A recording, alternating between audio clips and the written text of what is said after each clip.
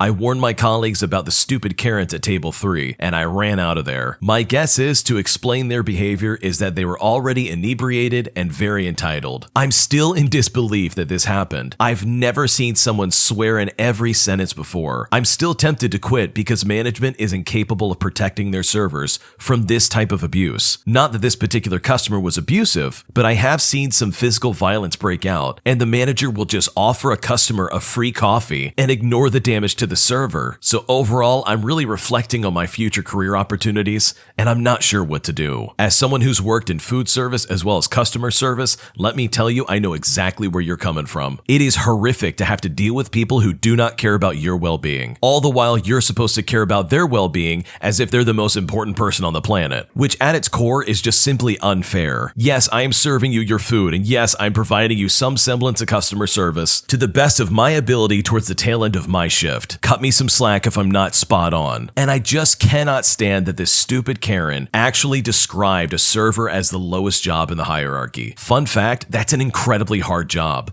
They work harder than some people I've worked with in a corporate setting. That's why personally, whenever I go out to eat, which isn't very often, I make sure to tip those servers well, because I know for a fact their job sucks and they have to deal with people who are absolute garbage human beings. It's the least I can do, really. But this Karen should be ashamed of themselves for treating someone like this. In my honest opinion, you can really know how someone actually is by simply taking them to a restaurant and seeing how they treat their waiter. This is somebody who would not know who they are and has absolutely no skin in the game, as to say. So the way they they treat them is a great way to figure out how they treat most people, especially when you're not around. Overall, I really feel sorry for the original poster. I know exactly where they're coming from, and hopefully if they do change jobs, they're able to see that they can find a place to work that will actually have their back when things go wrong and will actually be there to help you and support you through thick and thin. My coworker stole all of my tips after a long night of serving, so I picked up a shift on Sunday and worked through most of it before I had a medical emergency and had to leave. This isn't the first time this has happened to me at the restaurant, and though it's been a few years, the same people who were working with me the last time are the same people managing the place now. The other servers are relatively new, as they've only been here for maybe a few months. So yeah, the managers put my money in an envelope and locked it in the office. I told them that I'd be in this morning to pick up my tips, so they said they would bring the money to put it under the register so that I could just grab the envelope and go. One of the managers popped open the drawer and my money was gone. She runs to the back to check the office and my money wasn't there. I had to get to work, so I told her that we will sort this out later. The owner just called me and apologized, saying that one of the servers was caught on camera stealing my money from under the drawer of the register. I know exactly who it was, and since I've picked up weekends there before, she's been treating me like a threat. So now I'm trying to decide if it's even worth it to press charges or to just let her get fired and figure her stuff out. I've got my money back regardless, whether or not she gives that envelope willingly or if the owner's just gonna have to pay out of pocket. Regardless, I'm going to get my money. I would 100% press charges against the person who stole my money. There is no way I would let that slide. And while yes, they are getting fired, they absolutely should be charged for what they did. Maybe I'm being heartless, but when it comes to my money that I work hard for, there's no way I'm gonna let someone else take that from me or in any way, shape, or form delay me getting it. I've worked in the food industry, I've worked as a server as well as a busboy, so I understand how valuable those tips are and how badly I would need them sometimes just to make ends meet. So if I was in the original poster's shoes, you better believe I would be calling the police on this situation. But what would you do? Leave a comment down below. We'd love to hear it. An entitled lady tries to turn off my uncle's dirt bike because apparently it was just too loud while he's riding it. So for context, this happened about 2 years ago. At the time, we had a 100cc mini bike, and I used to ride it around our property as we had 2 acres. Where I lived, you were allowed to ride dirt bikes, side by side, quads, etc. So this particular day, me and my uncle were riding around the backyard for about an hour before this lady approaches us. Now, we were kicking up a little bit of dust, but our property is pretty far from hers. "Hey," she yells to get our attention.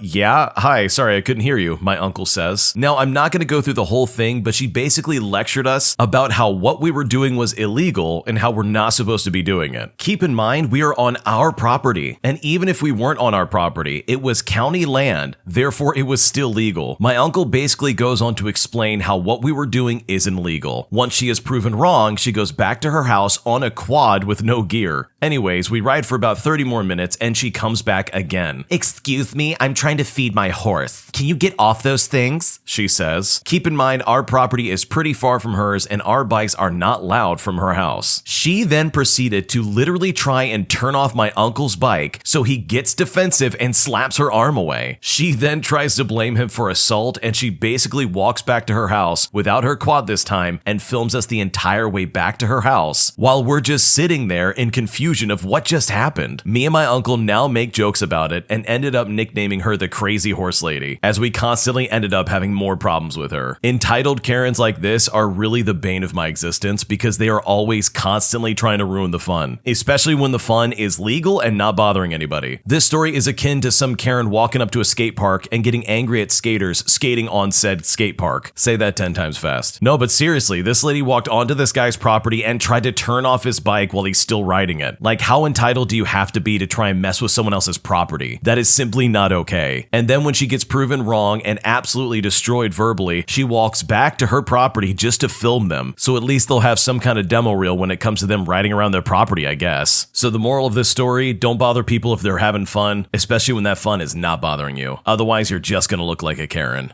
My boyfriend keeps trophies from his previous relationships, and it's kind of weird. I've been living with my boyfriend for 3 months. We've been seeing each other for a total of about 1.5 years, and we just happen to have leases that came up at the same time, so we thought it would be a good time to move in together just to save some money. We live in a 1-bedroom, and it's been alright. We get along, he cooks a lot, and we live in a nice neighborhood, and we go out to eat and go to the museums, comedy shows, and the theater together. He's much cleaner than most guys his age, and when we moved in together, he had a filing cabinet that kept vital records like birth certificates, passports, laptops, etc. He locks it because it has important work documentations and personal laptops, but it's not like it's a secret. I know about it and I know where he hides the key. He texted me a few days ago when he was at work and I was working from home asking for me to get his passport number. I've never actually opened it because I didn't need to, and so I got the key and I opened it up. And when I was flipping through, I saw a tab labeled personal. I figured that might be where his passport was located, but instead it was just a bunch of random stuff. His passport was in personal documents. He had some photos of his dead dog, some letters from his sister who lives abroad, but almost all of it was from what I assume were women he dated in the past. There were hand-drawn pictures of him, some of him playing football, some letters addressed to his pet names. Some other woman wrote him a note on her business card, as well as memorabilia from a trip to the White House. All of these were from previous ex-relationships. Why would someone keep all this? If you actually move on from somebody, you move on from that and don't keep little knickknacks. It's extremely weird. Am I weird for thinking that this is a red flag? I would personally throw that garbage out as soon as we break up and I move on like an adult. What should I do? That is a little weird that he's keeping stuff from previous relationships, but at the same time, it's not totally out of the ordinary. I think if anything, they're just memories and like moments in his life. I don't think there's anything really nefarious going on here. I think also it might be just a forgotten folder that he just completely does not even look through anymore. And this is a place where he used to keep personal stuff, but I don't really think it's some weird like, hey, here's the stuff from my previous ex-relationship. I'm gonna hold on to it like a trophy. A trophy would almost imply that he's holding it up and he has it like on display for everybody to see. That would be weird. Having a folder and a file that just kind of says personal stuff doesn't necessarily scream red flag to me personally. So in all honesty, you should be good.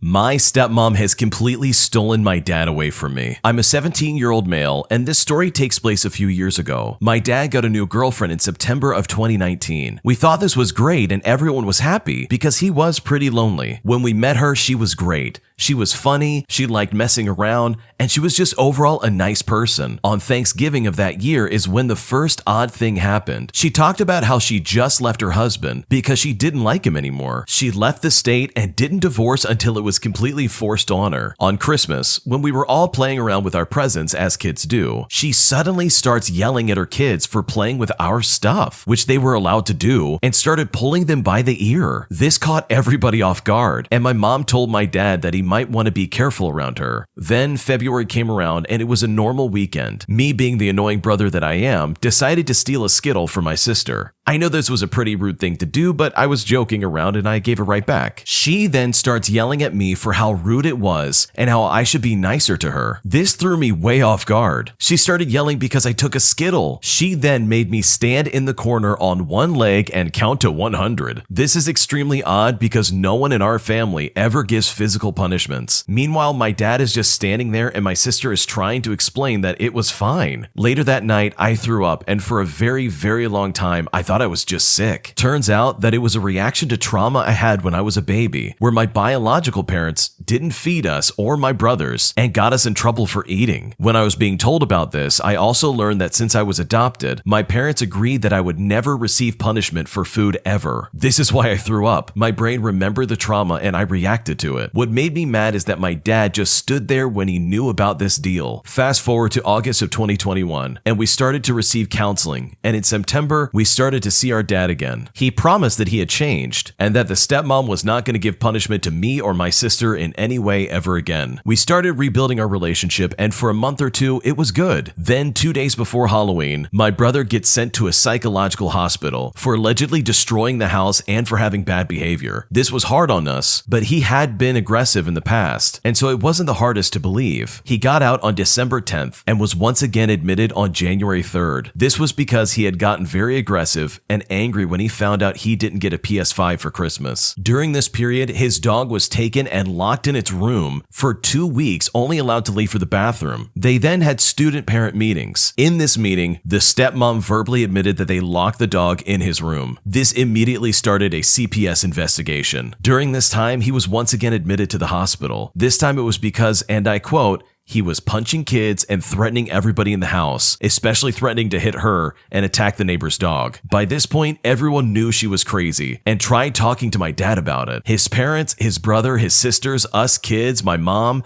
everybody told him that he was being manipulated and that she was crazy, but he didn't believe any of it. While my brother was in the hospital, he told the doctors about everything that he'd been through. When he was released, he said that he would rather be in the hospital than go home to his evil stepmother, as well as my dad. This is when he would, quote, start hitting the car as well as yelling at the stepmom. She would grab her boys by the ear and make them throw away their stuff if they got in trouble. My sister and mom were told every weekend that she needed better clothes and that my mom was mentally abusing us. Weirdly, I was treated amazingly, and I was treated very good compared to my siblings. I was never talked down to or talked badly to. We were also gaslit all the time. Eventually, there was a court investigation regarding my stepmother, and that's when she lied and said all sorts of terrible, slanderous things. In April, my dad ripped up and burned my brother's adoptions paper and told him he wasn't allowed in the house anymore. He stayed at our house for a little bit, and then we had a court hearing that gave me and my brother the right to live with my aunt. He got counseling and we started seeing each other again. My dad was told by the state and the trauma therapist that he was not allowed any of our information or to see us ever unless he agreed to get counseling, as well as to have this evil stepmom out of his life, as well as if we agree. The entire situation in my upbringing is just simply not fair, and I just wish that my stepmother was not in my life. I feel so bad for this original poster because they've gone through quite the life. With family in and out of hospital, as well as the stepmom just lying about everything that's going on, I can only imagine how hard it must have been growing up in that environment. Hopefully the court decision, as well as some other things going on in your life, allow you to get away from those people and to live your life in a way that is not toxic. I'm so sorry for everything you've gone through, and I genuinely hope things get better. Today I messed up by giving the neighborhood kid a motorcycle. This happened a couple of years ago. For 4 years, the neighbor kid had been cutting my lawn for what I thought was free. Why, you may ask? Well, years ago, him and his friends were playing basketball. As anyone can tell you, teenagers in a neighborhood basketball game can get heated. Name calling can happen, best friends can become enemies, and let's not forget the occasional fist fight. I didn't get to see the game, however, at some point there was a fight. This resulted in a thrown basketball through my front picture window. Now, as a result, I have a basketball through the window and a kid on my front porch. A lot of crying and a lot of anger came afterwards. There were apologies left and right, and they'd say that he would pay for it. But to be honest, I really wasn't all that mad. Obviously, nobody intended for a ball to go through my window. I wanted new windows anyways. Now I had a really good reason to do it. All 4 kids helped put some plastic up for me, and as far as I was concerned, all was well. The parents are great people, really. They were always kind, and we'd watch each other's property if one of us was away. I had plenty of neighborhood cul-de-sac parties over the years. They were more upset than I ever could have been. They decided their son would cut my lawn for free until he was 16. It was kind of extreme in my opinion, but they weren't taking no for an answer. So this kid had to cut my grass for 4 years? I personally thought it was ridiculous, but in the end, that kid cut my lawn every 2 weeks in the spring, summer, and fall. He messed up some unbelievably expensive plants once that cost him more than the window. His parents never let me hand him money, and I personally felt that this just wasn't right. So I started putting $100 every time he did my lawn in a safe box, 15 times a year, and fast forward 5 years later, and he had racked up $6,000. The summer he turned 16 was 4 years after the basketball accident. He was getting his license and he wanted to get his own ride. I waited until his parents got home, walked over to their house, and handed this young man the money in front of his parents. They said, "No, of course not," but I didn't want to hear it. I told him I would be very upset if you gave me the money back. He had mowed my lawn and never complained for 4 years. Honestly, he earned it. The kid was so happy and overjoyed. His mom and dad were kind of emotional, and so was I. The next day, I hear a window rattling and a Harley Davidson outside. Oh yeah, he bought his best friend's older brother's motorcycle. This fool had never even owned a dirt bike. I'm outside his mom's house and I'm in shock while she's just angry. She's cursing at me because apparently it's my fault because I gave him the money. She's saying how she's gonna hurt himself or even worse. You know, everything a mom would say. All the while, I'm trying not to show that aside from being shocked, I'm slightly amused. I can't prove it, but I think he spent that $6,000 specifically just to upset his parents, especially for making him mow that lawn for free. I mean, he didn't know there was actual money involved. 2 days passed by and I hadn't heard the bike start. Finally, I hear it start up. He pulls out of the driveway and makes it to the stop sign. He goes to turn, hits the curb, and whiskey throttles it and hits a parked car. He brakes breaks his left arm, his wrist, as well as his right hand, and he's all scratched up. And the medical bills alone cost a lot more than $6,000. And to top it all off, he didn't have any insurance yet. He didn't even have a motorcycle license. So he was personally liable for the parked car that he hit. The bike was trashed, and it all ended up costing him close to $10,000. So in the end, his mom was right. He really was going to hurt himself. This story is really funny because it's one of those things where it's like, how could you expect this would happen? Like, I'm sure this guy had every good intention in his mind to give this money to this kid, obviously without the intention that this kid would break his arm, his hand, and everything else. And also the kid didn't even have insurance and he had to pay for everything. That's a lot of money down the drain, and a lot more than $6,000 that he had slowly earned over 4 years. And I'm kind of with the original poster on this one.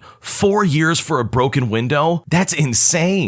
I think I would be pretty upset with my parents too if they made me cut some guy's lawn for 4 years, all because I broke a window. It would have been easier to get a part-time job and pay for the window that way, instead of being subject to some kind of labor enforcement. I mean, that's crazy to me. I really feel bad for the kid in this story because it looks like he just can't catch a break, and now he's going to be stuck with some broken bones and a lot of money to pay towards the car he busted up, not to mention his busted bike. An entitled Karen cuts in line when I'm getting food and then yells at me saying that I'm too fat to eat. So in my hometown, there's a little summer festival going on with lots of music. There's a food truck, there's some fun rides, and those little shacks where you can get clothes and jewelry. There are people dancing, eating, and drinking everywhere. Everyone is honestly having a lot of fun. I was with my parents and my mom said that she was hungry. Since she recently suffered a foot injury, I decided to go get us some hot dogs. So my dad gives me some money and off I go to a nearby truck. The festival wasn't at its fullest yet, so there wasn't a lot of people in line. In front of me was a young teen couple, a biker gang mom and her son, and behind me was an elderly couple. I was minding my own business, thinking about which hot dog I was going to get, when out of the corner of my eye, I see the entitled Karen and her demon child. She didn't look like the typical Karen. She had long brown hair and actually had an appearance that made it seem like she was nice. But boy was I wrong. The entitled Karen was at the side of the line, looking at the menu, probably thinking about what to eat like the rest of us, when her son, you know, the demon child, who's about 9 or 10, started absolutely screaming, "Mommy, mommy, I want a burger,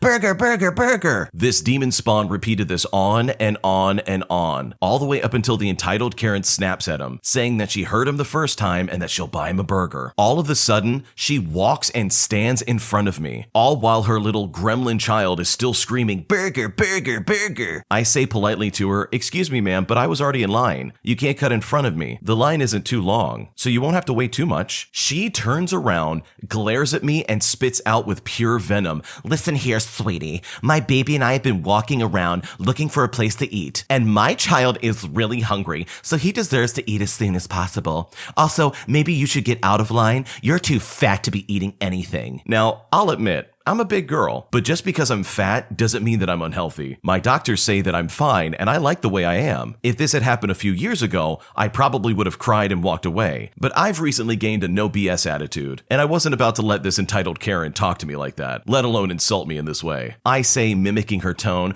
"Well, sweetie, I'll eat as much as I want, and as for your son, he can wait in the line like everybody else." The entitled Karen looked like she was about to speak, but then the biker gang mom from earlier turned around, interjected, and said to this Karen, "You better listen to the little lady and go to the back of the line, or else things are gonna get ugly." With that, the entitled Karen scoffs and drags her son away. I guess they weren't hungry after all. You have to be pretty entitled to cut into a line that's already not that long. Like, honestly, your annoying little demon spawn child is not a good reason to jump in front of people who are waiting in line like everybody else. I don't know what it is about some of these Karens, but they obviously feel like they're better than everybody else. Otherwise, why would they act this way? I mean, if I see a food vendor and there's a line, guess what? I get to the back of the line and I wait like everybody else. You don't cut in front just to get early access to food. It just doesn't work that way. I've seen a lot of people like this in customer service, as well as in the food industry where I used to work at one point, and some people are just absolutely disturbingly entitled. They think they're a permanent VIP with everything and anything that they do, but in reality, they're just a normal citizen just like the rest of us. I don't care if you're Bill Gates or Jeffrey Bezos, you're still gonna stand at the end of that line. So yeah, don't be a Karen, wait in line, and don't insult people when you're waiting in line. Otherwise, some tough-looking biker mom's gonna tell you what's up, and you're gonna wish you'd kept your mouth shut. After 5 years of being engaged, I gave my fiancée the ring back. My boyfriend and I have been together for almost 7 years in October, and we've been engaged for 5 of those years. And yes, I know what you're thinking. We got engaged way too early. After he proposed, I had the intention of having a wedding maybe a year after graduating college, which was in 2019. Ever since COVID hit, it seems that he has no intention of having a wedding or kids until he is financially ready, which is smart, but that probably won't be until we're in our 30s, at least for him. We seem to want to reach our goals in different points in our lives. For example, I do not want children until we are married. Yes, it won't be the end of the world if I have kids first, but that's always been my preference. I also wanted my first child before I turned 30, and while he wants to be financially stable before we basically do anything, at the moment, right now we both make around $50,000 together. I've already been engaged and wanting a wedding for the past 3 years. I don't think I can wait for another 5, so I decided to tell him that I do not want to be engaged until we can wedding plan within the year of being engaged. And at the time it hurt, but now I feel really good about it. I feel that I am putting myself first. My friends have told me how proud they are of me to do this, and now that I've been accepted into a medical imaging program, I'm going to be focusing on myself and my future more than ever. I just want to do things right. Start my career, buy a home together, get married, start a family. I know we can't plan every detail of our lives. I just wish I made smarter choices in my life. We still love each other and we plan on making things work. I can completely see where this lady's coming from. She wanted to get married, and after 5 years of waiting, it just simply wasn't happening. I understand wanting to be financially secure and wanting to be financially confident moving into a commitment like marriage, but at the same time, making your significant other wait 5 years before you get anything going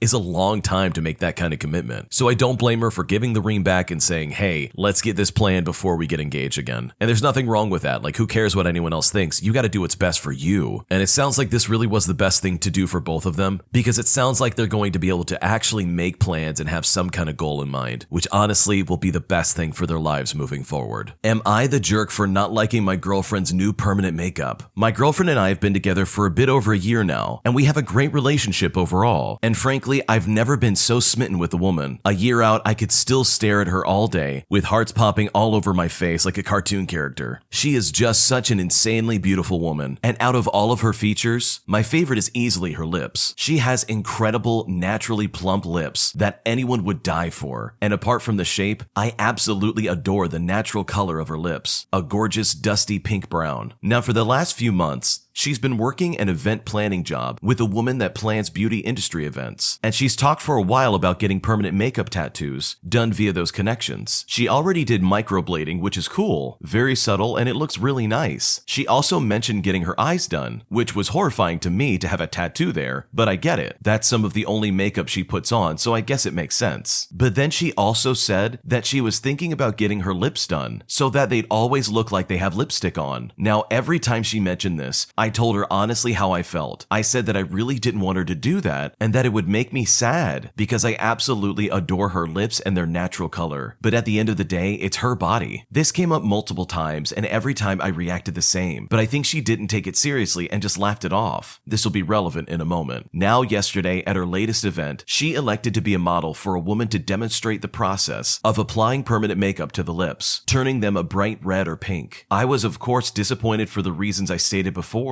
I know it's her body, but it was also one of my favorite features, and frankly, I don't love how they look now nearly as much. I know it fades over time, but still, I couldn't help feeling a little bummed out about it. I tried to be supportive, but frankly, I'm terrible at concealing my true emotions. And when she got home, she saw right through me and got it out of me. So I told her, I'm sorry, I just don't like that you had your lips done. I know it's your decision and your body, but I also can't help but feeling a little bummed out because, like I said, I loved your lips how they were. And I also mentioned that, yeah, I know, I'm being a little silly, and I just need some time to get used to it. She was, of course, not happy about that, and told me she's really surprised that that's my reaction, which is confusing to me because I clearly expressed my opinion on the matter every time it was mentioned. And she went on to tell me it makes her worry because, in her words, what if she wants to get a boob job or any other work done? And to that, I responded honestly as well, saying that I probably wouldn't love that either. But just like with this, I'll get used to it eventually and still support her. her and that it's her body and her decision to make. To which she retorted that it doesn't really seem that I support it at all. At this point, she said that she'd had enough and that she couldn't do this right now and that she just needs to sleep. I feel really guilty about all of this. I mean, I even felt guilty before she even did it. It's not like I don't want to like it. I adore this woman and want to support her in everything she does. I mean, she's had work done before we met, and if I look at photos, I guess she looks better. But it's really hard for me to accept the idea of changing her body when I'm already so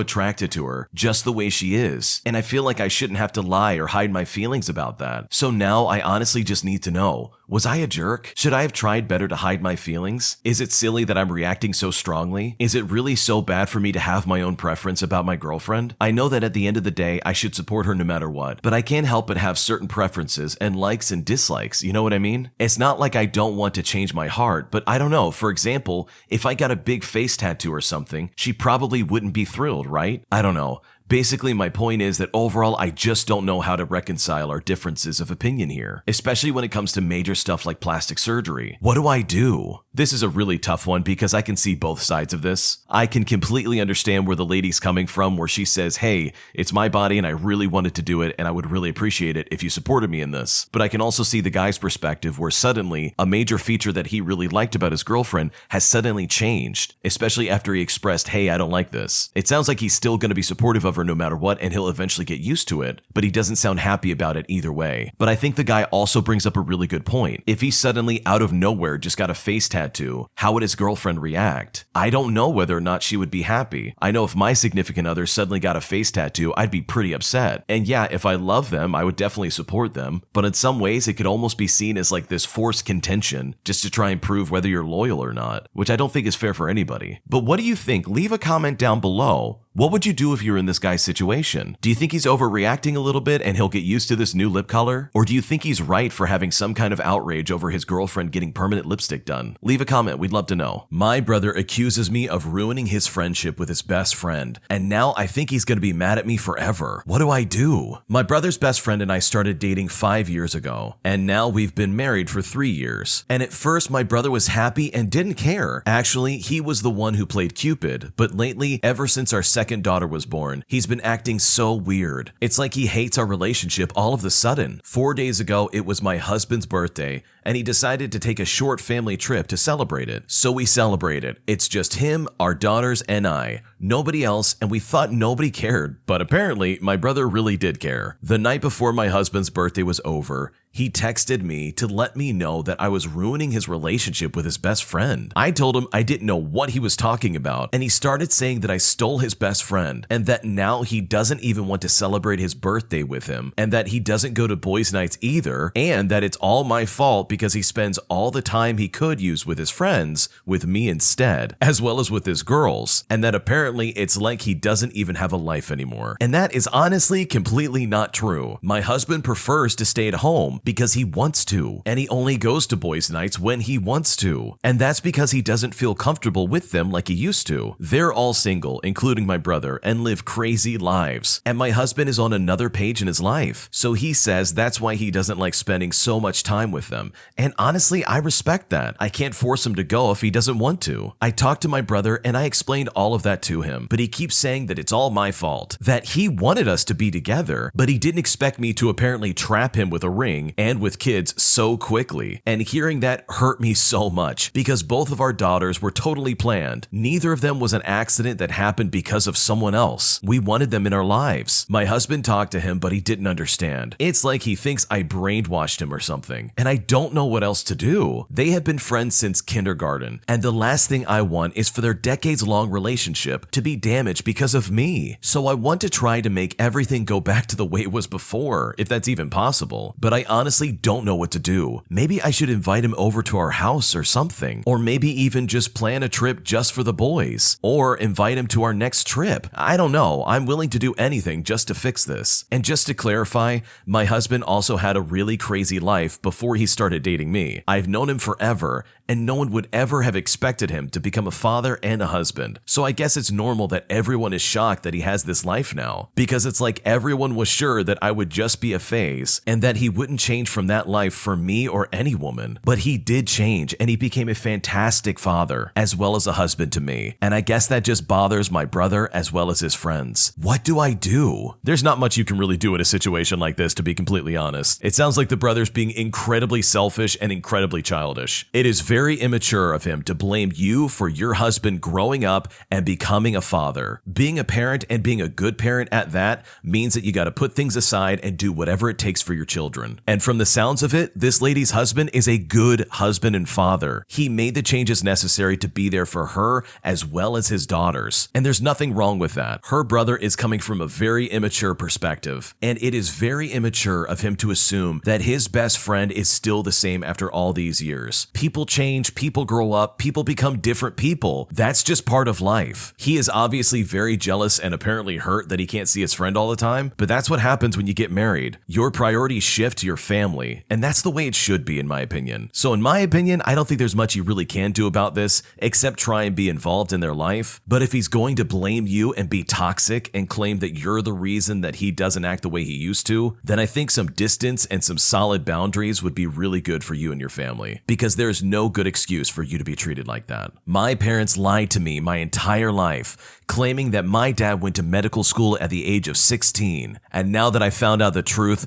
I am completely crushed. As a kid, I was relatively gifted. I was no Einstein, but I was 12 years old in the 9th grade, and even though academically I did well, I was far too young to be that ahead. Everyone was discovering all sorts of things about their bodies, as well as getting their first boyfriends, and I was just doodling the Harry Potter symbol on my arm. All of my friends are 20 to 22 years old. I am in my senior year of college, and I'm 20 right now. I was 17 when I first began college, and have always been so determined to be perfect academically. Because of this, I let myself go physically. As a kid, I wanted to be a surgeon, and so I pushed myself as hard as possible to go towards that. I spent the summer of 2016 studying and prepping myself for med school. At the time, I was 14 years old. After the SAT, I was so exhausted. I slept for 13 hours straight. At one point, my parents would hide energy drinks from me because I was up all night studying obsessively while chugging Red Bull when my parents woke up at 6 in the morning. I was terrified of not doing well in school. I drove myself up a wall. When I realized I wouldn't be a surgeon and told my parents mid-college, they were so disappointed in me. Because of this, I started to eat and drink out of stress again. When I said I was now an English major, oh dear God, I drank for 2 days straight. When I said I couldn't graduate in 3 years, they were disappointed again. I tried Adderall for the first time and stayed up for 72 hours. I smoked cigarettes and passed out outside my dorm. All of this is 100% my fault and not my parents. But my dad is an incredibly successful businessman from a middle-class background, and I've always aspired to be like him. I changed career paths 3 times, and I was so shamed for it, even when I was just 15 or 16 years old. Even to this day, I'm a painful perfectionist, and I cannot give myself free time. The entire reason I changed career paths was because no one ever really asked me to choose, and I never let myself until I was 18 years old. And my closest friends were all older than me, and they really influenced me in terms of drinking as well as using any kind of illegal substances, as well as my eating habits. Also, they were all 21 and 22 years old, and their friends were 24 and 25 years old. For a while, I was a 19-year-old among 22 to 24-year-olds. I thought I was so cool at the time. I've never gotten a bad grade, and I'm completing 3 internships right now, but my mental health is in the toilet, and all the weight I've recently lost is because I've been up and haven't touched food because I'm so depressed. When school is full-time, I work 2 jobs, even though I'm not on financial aid. Like I said, all these are a series of my own bad decisions. But a main reason why I push myself so hard is because once when I was 15 years old, I was told by my parents that my dad began med school when he was 16 years old, and that's why he had an early start in life, and that I'm just a late bloomer. I've always been age conscious, and because of this, feel halfway in the grave at 20 years old. Today, I mentioned the fact that my dad began school at 16 to my parents, and they looked kind of confused. Then I reminded them of the day they they said that to me, and they sheepishly said it was a lie to motivate me, and my dad's timeline had been completely ordinary. Now, I don't think that takes away from what he's done, but they have always pushed the narrative that he was some kind of child genius. Now, my sister isn't like me, and she's more easygoing and less stressed. She's 19 years old. However, she is in her first year of college, and her grades aren't as good, but she just isn't subject to this kind of scrutiny. Today, she skipped school and went bowling. I never went bowling. I never went sightseeing. I never went shopping with any of my friends. It was either partying way too hard or spending all of my time studying. If it makes a difference, I'm the first grandchild to both sides of my family, and I'm the one with the hopes and dreams of the family pinned on them. I was so sick of hearing it. I was so upset at the lie, irrationally so. It's been happening a lot. For example, the other day, I was asked to clean some spilled milk that my sister dropped the other day, and I burst out suddenly screaming, "Well, why doesn't she do it herself?" Everyone looked so confused because I'm not the type of person to start screaming. I know there are people who have it harder and can cope with the stress, but I kind of just lost it. And by lost it, I mean I cried, like full-on snot sobbing. Writing this as of today, I haven't slept in 36 hours. I haven't eaten, and I'm literally living off of coffee. I think I ate some chicken maybe 30 hours ago. I am physically and emotionally half alive. I feel so betrayed. Once I was 20 and began having mental breakdowns on the weekly, and it was only then that my parents realized that they had messed up, realizing that they pushed me way too hard. Now I'm on autopilot, and it doesn't matter what they say. I push myself so hard it doesn't make a difference anymore. This entire situation has me questioning everything, and I just don't know what to do. It is absolutely atrocious that your parents pushed you that hard in your life and treated you so poorly. The fact that you were gifted and somehow were really smart and able to advance through school quickly is no good excuse for your parents to put all this pressure on you. And it's terrible that your extended family feels the same way. They placed you on this pedestal that you never asked to be put on, and that's just so disappointing. I can only imagine what kind of things you had to go through just to get where you're at. The amount of stress and studying you must have gone through had to have been absolutely crippling. In my opinion, it's probably time to see a therapist. It sounds like your parents have completely messed you up, and I really hope you find not only time to have a break,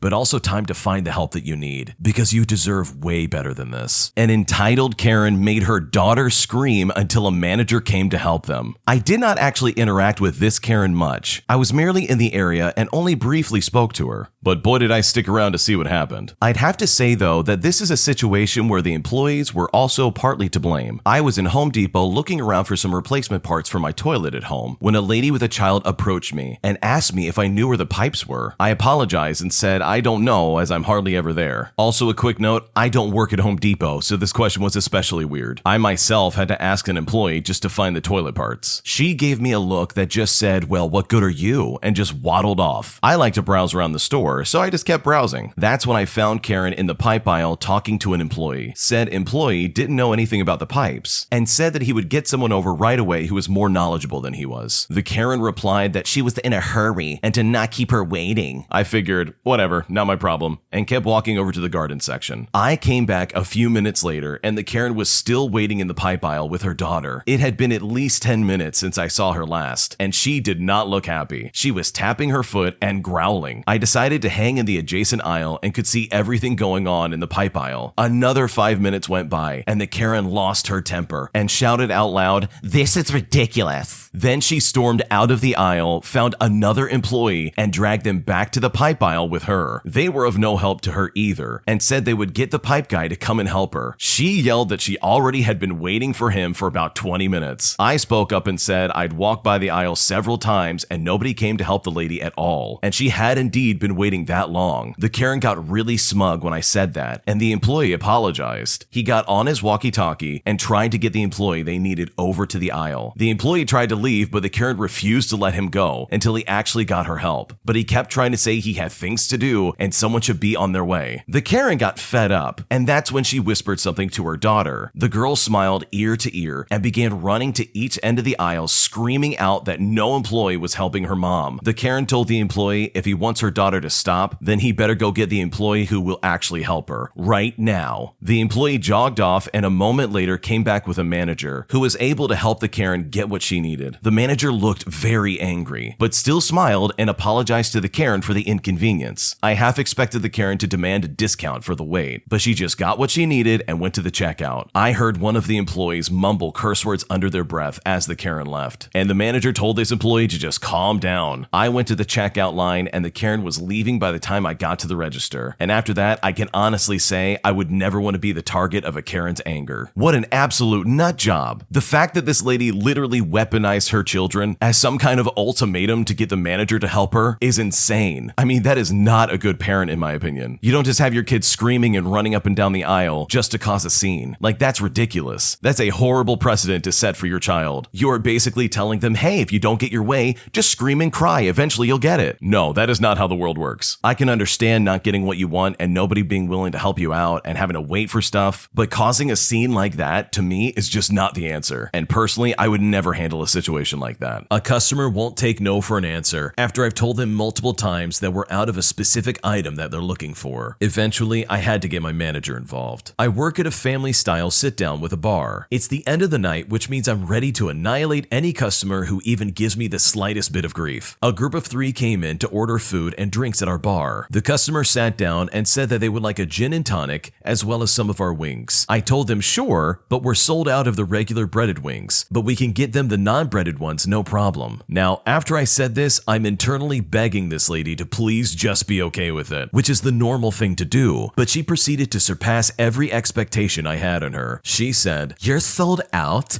Geez, how busy have you guys been tonight? That isn't fair for your paying customers." After she said that, I was resisting the urge to explain to her that every customer is a paying customer. I try to smooth things over. So I say, yeah, it's been a super busy night, but we still have the classic ones available. Can I get some of those started for you? She then says, "I'm actually wondering if you could do something for me. Because you're sold out of the breaded ones, can I have the classic ones in all flats and half off? I think that's only fair seeing as you're sold out." My jaw dropped internally. I said, "Ma'am, I'm sorry. I don't think I can do that for you with the flats. I'm happy to get the wings started and I can't take any money off, unfortunately. We're just sold out of the other ones, but I'm more than happy to give you the replacement." She says, No, I don't think you understand what I'm asking for. I'm just offering to do a little compromise because I can't get what I want." I look at her and I say the exact same thing. "Ma'am, I'm sorry, I can't do this for you." The customer gives a huge sigh of frustration and says, "Well, if you can't do this for me,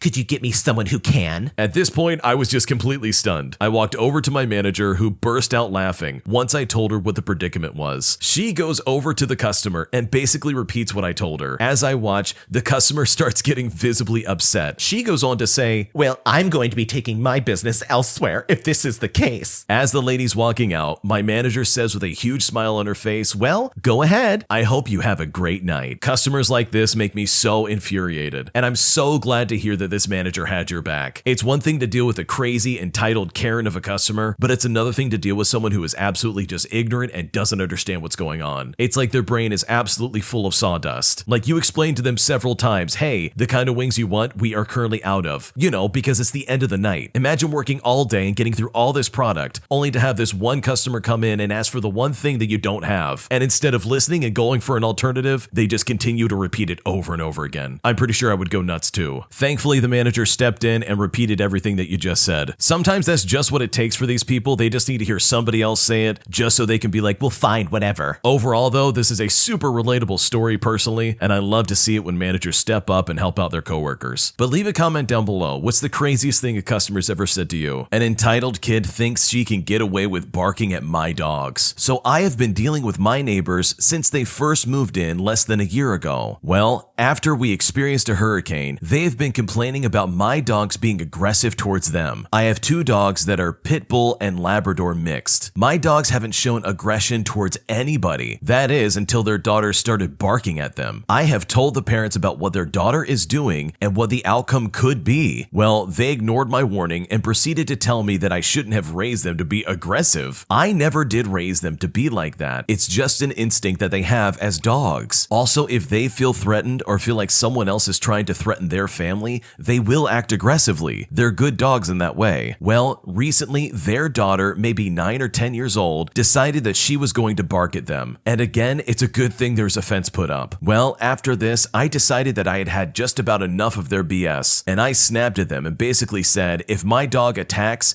because your stupid daughter keeps barking at this dog, even after we've warned you multiple times to tell her to stop, I don't want to see the medical bills. At this point, my dad came out to see what the yelling was, and if he didn't step in, I would have kept going. My dad was absolutely furious at the neighbors for letting their daughter bark at my dogs just to antagonize him. I'm a big fan of the phrase, if you play stupid games, you're going to win stupid prizes. And what's going to be the stupid prize? One day those dogs are going to hop that fence and bite that little girl. I don't think they're aggressive dogs in the slightest, but if you get in any dog's face and start barking at them and act threatening, they're going to bark back and they're going to freak out. And not only that, they'll become accustomed to that behavior anytime they see you. It's not smart. Like, why would you provoke an animal like that? It's just not a smart thing to do to any animal that you see. It doesn't matter if they have an owner or not. Those dogs could seriously hurt that little girl. These owners were just doing what they thought was best to tell them, hey, your daughter needs to stop doing this to our dog. And no, they did not raise those dogs to be aggressive. They're probably only saying that because the dogs have pit bull mix in them, which, by the way, if you raise dogs right, they won't be aggressive. It's more of the fact that these people feel it's okay for their daughter to step in and act like a complete idiot and then try to claim, oh no, it's the dog's fault for getting upset and barking. But the dog wouldn't be freaking out and getting angry if your daughter wasn't barking in the dog's face. Seems like they're putting one foot before the other without realizing that the other foot is what's tripping them up. Overall though, hopefully these people get this worked out, and hopefully these terrible neighbors come to their senses and realize, hey, our daughter's doing a terrible thing and we need to own up to that, because otherwise someone might get hurt. My best friend's boyfriend feels threatened by my husband, and I'm not sure what to do about it. I've been searching online for advice on this situation just like mine, but I can't find it anywhere, so here goes nothing. My best friend has constantly been bringing up the fact that her boyfriend doesn't like my husband. We have been together for 11 years and married for 4 of those years, and my best friend has been around our entire relationship. At first I was confused because my husband and her have always gotten along fine. Nothing has ever happened between them, and I felt bad for my husband because he has always enjoyed her company, and now he feels weird. She has been consistently bringing it up, and it's gotten under both my husband and I's skin. She has even gone as far as to say that her husband isn't worried about her being around my husband, but is worried about my husband being around her, which I feel like diminishes my relationship. I also feel like she weaponizes my husband and makes situations out of things that aren't real. We recently all went to a funeral together, minus her boyfriend, and she didn't tell her boyfriend my husband was coming. When her boyfriend asked who was there, she listed everyone and then my husband last, instead of listing us together like the couple we are. Her boyfriend was super upset that my husband came. It just didn't make any sense. Another time, I had a surprise birthday party for my husband's birthday, and I invited her and her boyfriend, but she didn't bring him, and that was an issue. Same with the concert, she again chose not to bring him, even though I bought a ticket for him. I asked her the last time she brought it up why she is weaponizing my husband and why her boyfriend doesn't come to things he's invited to if he's so concerned, and she said she should be allowed to do things without him. The whole situation feels really immature, and I feel like my 11-year relationship is being disrespected. Am I misreading the situation, or does it seem like she is using my husband just to upset her boyfriend? What should I do? It sounds like the boyfriend of the other relationship is really weird. And also this lady is really weird that's weaponizing her husband. Like, why would you make it seem like her husband's such a bad guy? Reading through this, I realized that they never gave a solid reason as to why she doesn't like him, as well as why her boyfriend doesn't like him. Like, the entire situation is just weird. Is it a case where these people are just super jealous and super not trusting of the other person? I mean, it doesn't seem like there's a situation here that's been explained where the husband is in some way coming on to this other lady, or has in any way been creepy or weird with her. So it seems like this fear is just kind of out of nowhere. It doesn't make complete sense, to be honest. Like, why would you villainize someone if they've never done anything? It sounds like to me that this is just a really bad case of jealousy that could very easily be fixed if these people would just talk, which I don't think they want to do for some reason. I mean, how can you consider yourself a friend if you're not making even an attempt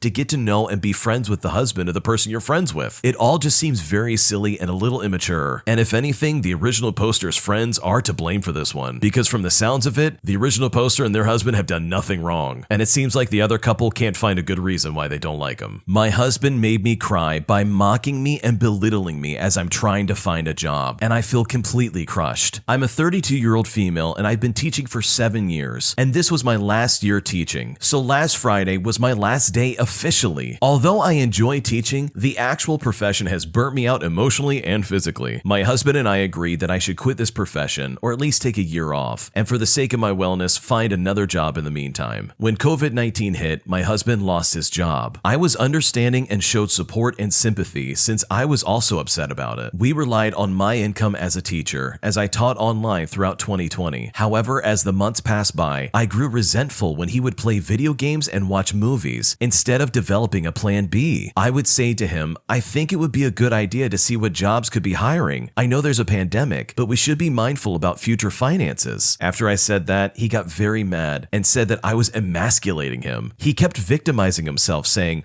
"We're in a pandemic, my hands are tied," stuff along those lines. My intention was not to hurt him. I just wanted to voice my concern before I would start getting resentful. Fast forward to June of 2022. I have been dedicating a lot of time to applying to jobs since Friday. I'm also pursuing my master's degree virtually. A weird habit I have observed from my husband is whenever he sees me on another website besides my college classes or job search sites, he says I'm wasting my time. Well, today I was online searching for jobs. He asked me, "What are you doing in the computer?" And so I told him what I was doing. He then replies, "I could be really petty right now." Then he said I better hurry up and find a job soon. When he said that, I looked confused. Then he told me to wipe that dumb look off my face and said, "That's how you spoke to me when I was jobless during the pandemic." He said some more hurtful comments and I started to cry. As I was crying, I shut my laptop. He came over to my computer and opened it back up and said, "You're not going to get a job when the computer is closed like that." I had to walk away and get some space. I cried so much and I hate crying. After he said that, I didn't recognize him. It felt like he just wanted to hurt me or to get back at me for telling him to get a job during the pandemic. What hurt me the most is how he spoke to me and how annoyed he was that I was crying. He said to me, "Why are you crying?" Really? I couldn't go cry when you told me that. I just had to suck it up and find a job. Like, where's this hostility coming from? I honestly don't know what to do. I was in a great mood today, I was feeling motivated, and his comments really brought me down. What should I do? It sounds like your husband absolutely was waiting for the right time to try to hurt you. And worst of all, based on what you're describing, it sounds like he really got a lot of fun out of making you feel like garbage. I mean, what a terrible human being. Like, he seriously waited for the right moment just to spit this venom in your face. Like, literally just waiting. I'm sure he felt terrible for not having a job during the pandemic, but in no way, shape, or form is it okay to turn around and treat your partner like that. I mean, a little bit of communication would have helped resolve this right away. If he had simply asked, "Hey, why did you talk to me like that when I didn't have a job?" you could then explain your point of view and then both of you could come to some kind of understanding. But instead, genuinely, I think he just wanted to be cruel and really mean to you. He probably wanted you to feel as bad as he felt when he didn't have a job, even though he couldn't express his feelings, which is not your problem, by the way. Really nasty stuff, and I'm so sorry you're going through that. And these two situations are so different. He lost his job while you're trying to look for a job. When he didn't have a job, you were supporting him while he was playing games, as well as looking at movies instead of looking for a job. You are actively looking for a job. You've bettered your future and you're going to get your master's degree. That is light years different, in my opinion, compared to what your husband did. Like, your husband flip-flopped. At first, he was supportive of you quitting being a teacher, but then when you try and find other jobs when you have a master's degree, suddenly he just starts throwing around these toxic comments. It's really gross, it's really disgusting,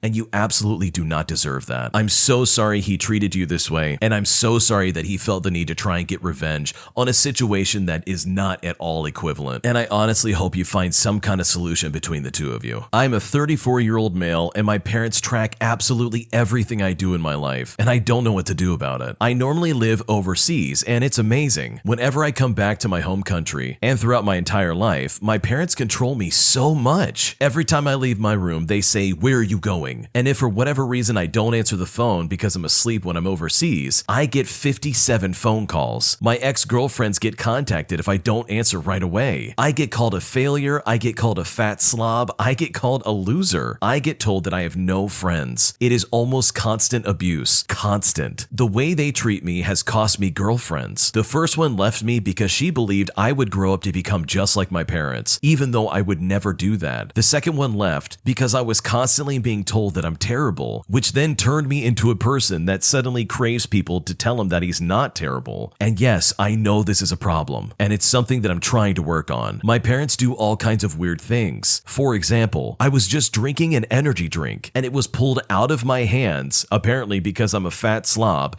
and poured down the drain. It is like there's almost constant pressure on me now, and they don't treat my sisters like this. this, and they are saying that they do not treat me as bad as I'm trying to say. They say that I deserve it and that it's all in my head. And now I'm at a point where I think maybe, yeah, I am a bad person and that this stuff is just being taken out on me. They just said I am disinvited from my sister's wedding just in case I ruin it. As a note, I have never ever caused a scene in public, ever. So I don't know where this is all coming from. They have even tried to pull me into some psychological experiments just so they could be carried out on me. The thing is, none of my friends in the country I live in notice any of these issues. Not one. Not even the people I have lived with. I honestly don't know what to do, and I don't know how to handle this situation. If I was in the original poster's shoes and I was being treated this way, I would have cut off contact with my parents a long time ago. The person in this story is literally 34 years old, and their parents are trying to control every aspect of their life. I would stop going home and limit my contact with them completely. Put them on an information diet and stop telling them stuff. Also, it begs the question, why do you keep going back to them? They treat you like the black sheep of the family. They treat you so poorly. Why go back to that? Everything this person has described is absolutely some form of abuse. I think I caught onto some gaslighting in there, as well as them trying to convince them that, oh yeah, you deserve all this treatment. No one deserves to get treated like this. I don't care how bad of a person they are. Emotional and psychological abuse should not be inflicted on anybody, and most definitely not towards someone who's supposed to be a loved one. You don't treat your family like that. In my opinion, I would cut them out of my life and change my phone number and basically all other aspects of my life. I would block them on my phone as well as social media and just leave them with a note saying, hey, you've abused me for the last time and I'm cutting you out of my life. In my opinion, this is not an unreasonable step to take. I would do this and I would have done it months ago. I'm really sorry you're going through this, and I don't know if you have any kind of financial obligations towards your family, but if you can truly cut ties and run away, I would do that in a heartbeat because you deserve so much better. Today I messed up by making my husband think that I was being unfaithful. So recently I reconnected with a childhood friend through social media. We hadn't seen each other in 20 years, but it was nice to learn we both still had a lot of similar interests. We moved to talking on Discord and having a great time reminiscing some old memories, chatting about games, work, as well as life in general. I had happily told my husband about this, and at first he was a little confused why I had sought out an old male friend all of a sudden, but then after a while he just didn't mind so much. Yesterday I went to take a shower and had left myself signed into Discord. When I came back, the conversation with the above mentioned friend was opened, and I know I hadn't left it like that. I asked my husband if he had looked through the conversation, and he admitted that yes, he had been self-conscious, but felt bad and apologized. Now, I want to go ahead and say that we both allow each other to look through each other's conversations, but we don't generally feel the need to. After my initial annoyance and confusion wore off, I sat down with him to talk about what was making him so self-conscious. Apparently, I had recently been tabbing out of Discord conversations when he walked into the room. I'm often on my computer doing artwork, so he comes in sometimes and just sits in here with me. Now, I have some minor OCD tendencies, and one of them is that I don't like having one Discord conversation open. I always need to switch back to the Friends tab. There's no reason for this, it's just an organizational thing. But it had looked like I was trying to hide things when he was by coincidence walking in just as I was switching. Next, he would see notifications ping on my taskbar that I was never answering. I had recently joined a Discord server for a gaming group, and every few minutes there's notifications going off letting me know about a boss spawn in a game. It got to the point where I just stopped bothering to check if I don't hear the sound of someone directly messaging me on Discord. But to him, it looked like I was avoiding opening Discord while he was in the room. It's all been sorted out now, and I find the whole situation a bit funny. That is definitely a funny situation to be in. That guy probably thought he was losing his mind. He was looking at all the clues and he's like, oh no, she's not being faithful. But it's really good that this is a happy ending and that this couple was able to figure it out, because I've read enough nightmare stories to know that this could have gone south in a very serious way. An entitled, enraged cop harasses me at my work, all because I got his order wrong at this restaurant. I had just moved to a new city, transferring to my new restaurant. I was a lead server previously, so they threw me into that role in this new place. The only manager on at the time was a tiny pregnant woman who was afraid of cops. This will be important later. It's the end of the night, I'm the only server, and somehow the restaurant fills up. We had a party of 20, and then 5 other tables walk in within minutes of each other. One of the smaller tables had a cop, his wife, and their 8 to 10-year-old kid. I bring out waters for all my tables as quickly as I can and start taking orders. This cop is already super upset with me that I'm not moving faster. But whatever, I can only move so fast. He orders a heavily modified chicken sandwich from our menu. Eventually, we get his food out, and the chicken sandwich has the wrong cheese on it. And this was just enough for him to lose his mind. He starts yelling at me about how terrible of a server I am and how I should just learn to do my job better. He even follows me through the doors of the kitchen to scream at the cooks, who then throw the blame squarely on me. I should have apparently checked the sandwich before it left the kitchen. The cop follows me back out to the dining room, and I'm trying to ignore him and keep working,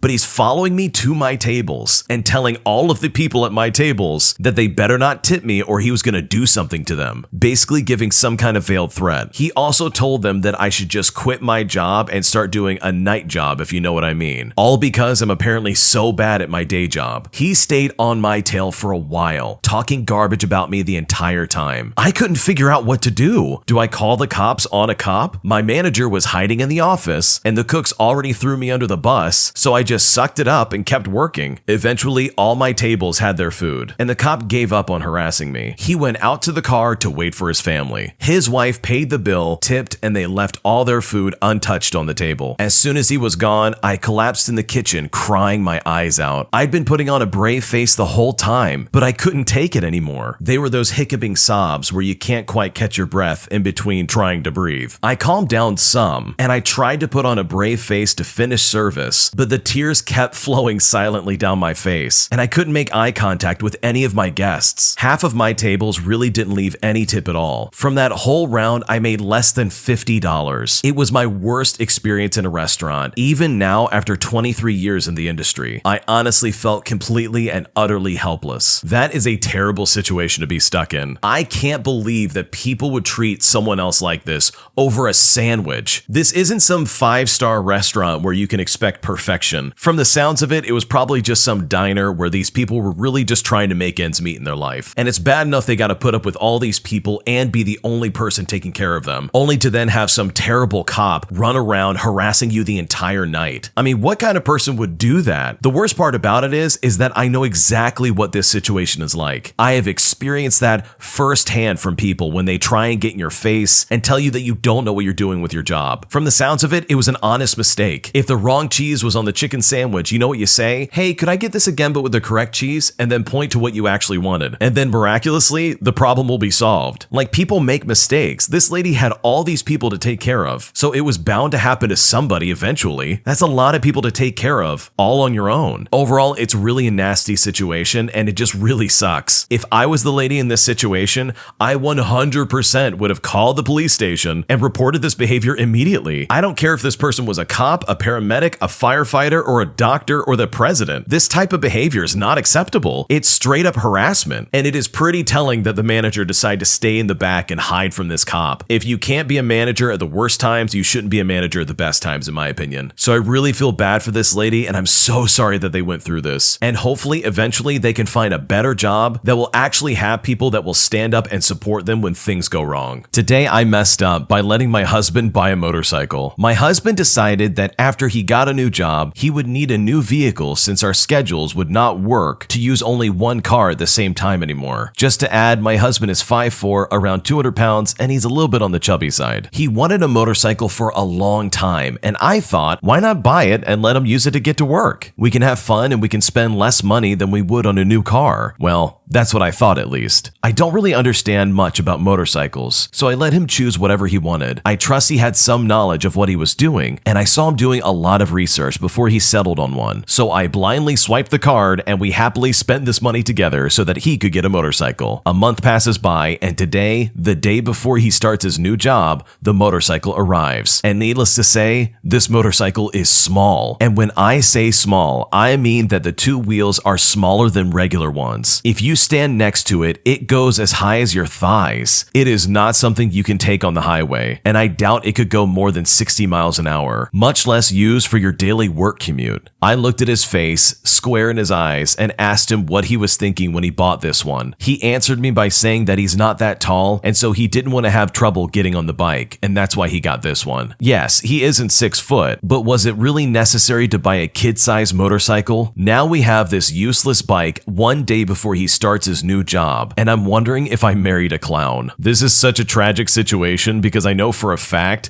that these motorcycles that are just normal sized are pretty easy to get on. Like, he very easily could have gotten a bike even at his height and still gotten on and off of it no problem. What they are describing is so tiny, it is legitimately what you would see in a circus. Like, I can actually imagine some big clown sitting on this tiny motorcycle in their entire clown getup, driving around a circus ring, entertaining a crowd of people. Like, this is really funny to me. What on earth was this guy thinking? This probably cost them so much money, and now they literally just threw that down the drain because of this situation. It's like he didn't even consider the fact that he needs to commute and go on the highway to do this. Now, if you know motorcycles, you know that it can actually save you quite a bit of money if you do it correctly. But riding around on a small kid-sized motorcycle is not going to be the way to do it. So I feel really bad for the original poster and their husband, because the process of returning this miniature motorcycle and getting your money back is most likely going to be a nightmare. Today I messed up by staying at a hotel, not checking the sheets, and getting bed bug bites. It was an absolute nightmare. This happened 30 hours ago. We arrived at our weekend getaway yesterday evening. I was very excited, as last time I tried to have a weekend getaway, it ended in discovering our Airbnb had bed bugs. To give more context, we discovered the bed bugs at the very end of that previous trip. I had developed multiple small red bumps, which later turned into large itchy welts. I'd had bed bugs before in college, but dismissed checking the beds. It was a living nightmare, and it's something that I'll never make the mistake about again. Or so I thought. On this current trip, we get to the hotel last night, and I tell everyone to check their beds. I tell everybody to not put their shoes or their bags on the floor or the chairs. I pulled apart the top sheet, both blankets, another top sheet, a fitted sheet, and the mattress pad. I dug into every mattress crevice on all corners of the bed. I make it down to the final layer before the bed frame and pulled each side up as best as I could. I decide I'm content and that I should stop being so anxious again, especially after my previous experience. Fast forward to this afternoon. I notice a small red bump developing. Dismissing it, I say, well, it's only one spot. Usually they bite in 3s or 4s. Hours later, I see a second bump pop up, and the first one starts getting very itchy and very swollen. Oh God, not again. We get back to the hotel and everyone is saying I'm crazy, saying they don't have bites and that it's probably just mosquito bites since it's summer and we have been outside most of the day. They say I checked the beds thoroughly last night and have nothing to worry about. I told them it's the same marks and the same itchiness I just had on my last trip. I say I'm not sleeping until we check the beds again. So we check everything again. We get down to the mattress, but this time we see blood tracks. I start to lose it. We keep going and get down to the final layer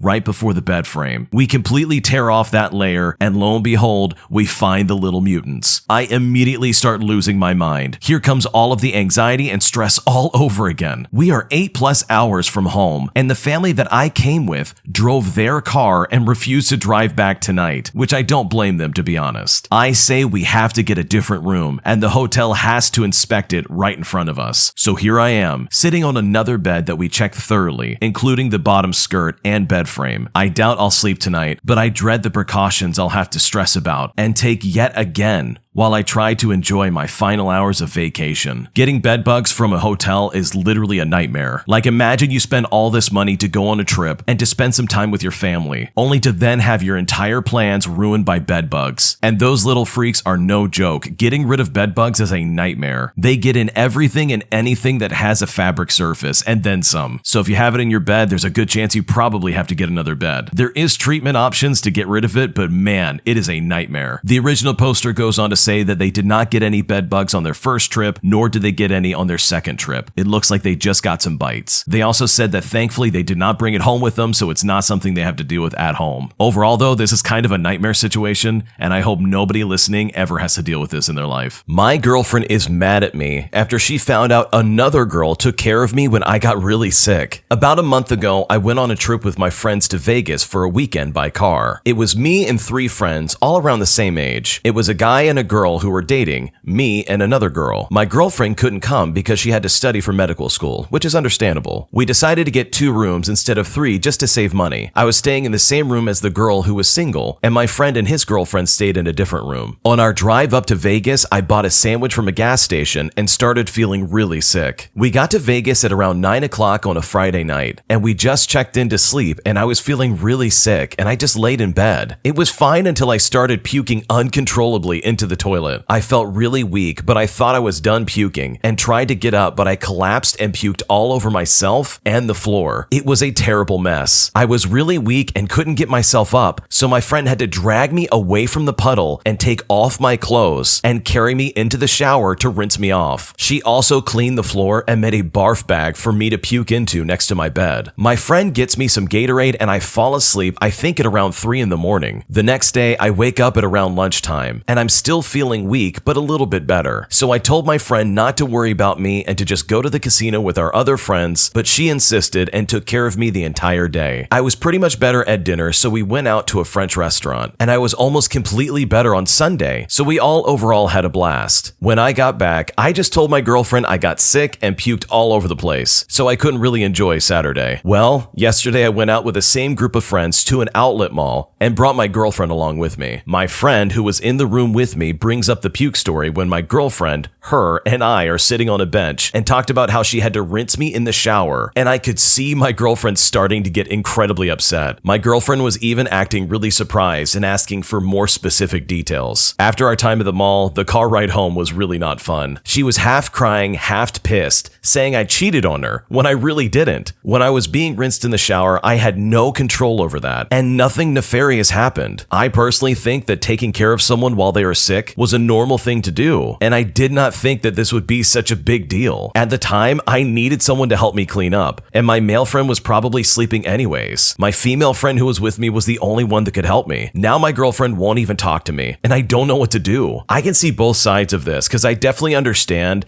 that if you're sick and someone's helping you out, there's nothing sketchy or like behind the back that's going on. I think it's no different than a nurse helping out a patient that's in a hospital that can't take care of themselves, and so they need somebody else to help them, to clean them up, etc. And based on what was being described, this interaction was very similar to this. What the guy is not getting in this situation is the fact that he should have told his girlfriend about this very situation immediately upon it happening. Like, the first thing he should have explained was not only that, hey, I threw up all of Saturday and I was feeling very sick, but also, hey, I threw up and my female friend hosed me off in a shower to clean me up. That's a very important detail that you really can't leave out. So I completely understand why the girlfriend is incredibly enraged and upset over this. I think anything else could be understandable, but the fact that you hid this from your girlfriend is probably what's most upsetting to her. It's just really shady behavior. And it's also a little weird that you shared a room with another female while the other group of people that were going were a couple. Like, I don't know, if I had my girlfriend and she wasn't able to make it, I would personally want a room with a guy friend just to avoid any kind of speculation or confrontation. I wouldn't even want the appearance that anything weird is going on. That's just me personally. Overall though, I think you kind of messed up by hiding this from your girlfriend, and you should apologize and try and do anything you can to make things right. But what do you think? What would you do if you were in this situation? Leave a comment down below. We'd love to hear it. Today I messed up by sleeping through my exam. I haven't been sleeping well for the past few days. I'm a first year studying maths and physics, and I had a 3-hour mathematical analysis exam worth 60% of my module at 9:30 in the morning. It was at 1:30 in the morning I had reached the point where I was in a state of delirium. It felt like the world around me was disappearing, and I was convinced that I was having conversations with people that were not there. I started drifting off, but would have muscle spasms keeping me awake. Eventually, I did manage to fall asleep. I had set 4 alarms to make sure I was awake in the morning. The first one went off, I turned it off, and thought to myself, just a few more minutes. Well, I end up waking back up and checking the time on my phone, and it was 12:03 in the afternoon. I had slept through the rest of my alarms. The exam would be over in 23 minutes. By the time I would have gotten there, it would already be over, and they don't let students in or out during the last 15 minutes anyways. So now I'm going to have to do a resit next year, where I'm only allowed to have a maximum score of a pass. I'm trying to look on the bright side that it's only my first year and it doesn't contribute much to my final grade, but I'm still so angry with myself. I wouldn't feel too bad about this. I've done this exact same thing, and yeah, it sucks, but you can get through it. I had a final exam at 9 o'clock, very similar to this story, and I ended up showing up at 10 o'clock instead. I was so scared that I was about to fail this exam, and I thought that I didn't have enough time, but it ended up working out. But for this original poster, why on earth did you stay up until 1:30 in the morning? Especially if you have such an important exam the next day. This exam was 60% of your grade. You have to take better care of yourself and plan for these types of things. Your best bet might be to just go to the professor and fall at their knees and say, what can I do to make this better? If a resit is all you can do, then that's all you can do. Just take the passing grade and study like like crazy to make sure you pass. Otherwise, this will legitimately be all for nothing. So the next time you pull an all-nighter and stay up well past 1:30 in the morning trying to study for your final exam, make sure you have a lot more alarms than just 4, especially if you're going to sleep through it and possibly tank your grade. My husband earns more than me and belittles my method of working as well as my work itself, and I don't know what to do. My husband and I have been married for 2 years, and we've been together for 4. My husband works in the music industry, and I work as a lawyer. I'm presently in the beginning stages of my career, and have only worked for 3 years post-graduating. My husband, on the other hand, has been working in the industry since his teenage years, and is well established and respected in his field. His work requires him to travel once or twice a week, and his payments are per gig. However, he has to practice and hone his skills on days he doesn't have to go to work. His travel to and from his place of work is paid for and handily by whoever hires him. I work 6 days a week and earn a salary. I work in litigation, so I have long hours and have to travel quite far for my work using public transportation, as we live pretty far from the city. My husband earns in a day what I earn in a month. We don't split our household bills. Either one of us typically pays it. We are in no way struggling with our finances, and I would say we are quite comfortable, meaning that my salary would also be sufficient to maintain our current lifestyle, but there is quite a big gap in our pay. The problem at hand is that both of us have different styles of working. He likes to sit down and not get up till he's done with all of his work, no matter how long it takes. I like dividing my work into small segments, and I tend to work for 2 to 3 hours or so, while taking 15 to 20 minute breaks. My work requires a lot of reading and interpretation and staring at a screen. I tend to get tired due to the strain on my eyes, and I need to take breaks just to make sure I can get through the day. My husband has told me multiple times to just quit my job because he thinks it's a draining job that doesn't even pay well. I have spent quite a lot of time studying to quit now. He also said multiple times that he makes in a day what I make in a month. So what's really the point? Today, I was quite swamped with work that was pending for quite a few days, all because of delay in input from my client, and it was expected that the work would be finished by tonight, the same day that the input was received. So after working for about 2 hours, I took a break and my husband asked me if I would like to go out to meet his parents for a few hours. Now, I know that the trip to his parents' house will take at least 3 hours, and that would put me behind schedule for work, and so that's what I told him. He got really mad at me and told me that I should not be taking breaks if I'm so burdened with work, and went on to say that when he has work, he can work for 12 hours straight, and I should do the same and should have finished the work by now. We got into a huge argument, and I told him he doesn't understand my work and that his work doesn't require as much analysis as mine does. Obviously, this was unfair for me to say, but then he went on to say that if my job was so difficult, why was the pay so low, and that he could just work 1 extra day and make the same amount. We haven't spoken to each other for a few hours now, and I don't know what to feel. I feel like he doesn't respect my job. How do I explain to him that he was absolutely in the wrong, and it made me feel very insufficient? What should I do? That is really terrible that your husband is treating you like that. I could imagine it's already hard enough being a lawyer with having to read and interpret so many complicated documents, trying to navigate all these nuanced details and all these clauses that come along with it. That must be absolutely exhausting. So your method of work absolutely makes sense to me. Working for 2 to 3 hours and then giving yourself a break every 15 to 20 minutes, especially with the workload you're describing, makes a lot of sense. It's really surprising to me that your husband would act the way he is. I mean, good for him. He makes a lot of money every single day, and that's a fantastic accomplishment. But that does not mean that you should put down your wife just because she has a job that's a little bit different than you. It's just a super immature way of handling a situation, especially when he's comparing the fact that he can do as much in 1 day as you do in a month, and then repeatedly telling you that. That is honestly just belittling, and nobody needs to feel that way. So I think some healthy communication between the two of you and letting him know exactly how you feel will probably go a really long way for both of y'all. And hopefully things work out and he's able to see that he shouldn't act this way. My entitled mother, who treated me so badly growing up, is demanding that I take out a $1 million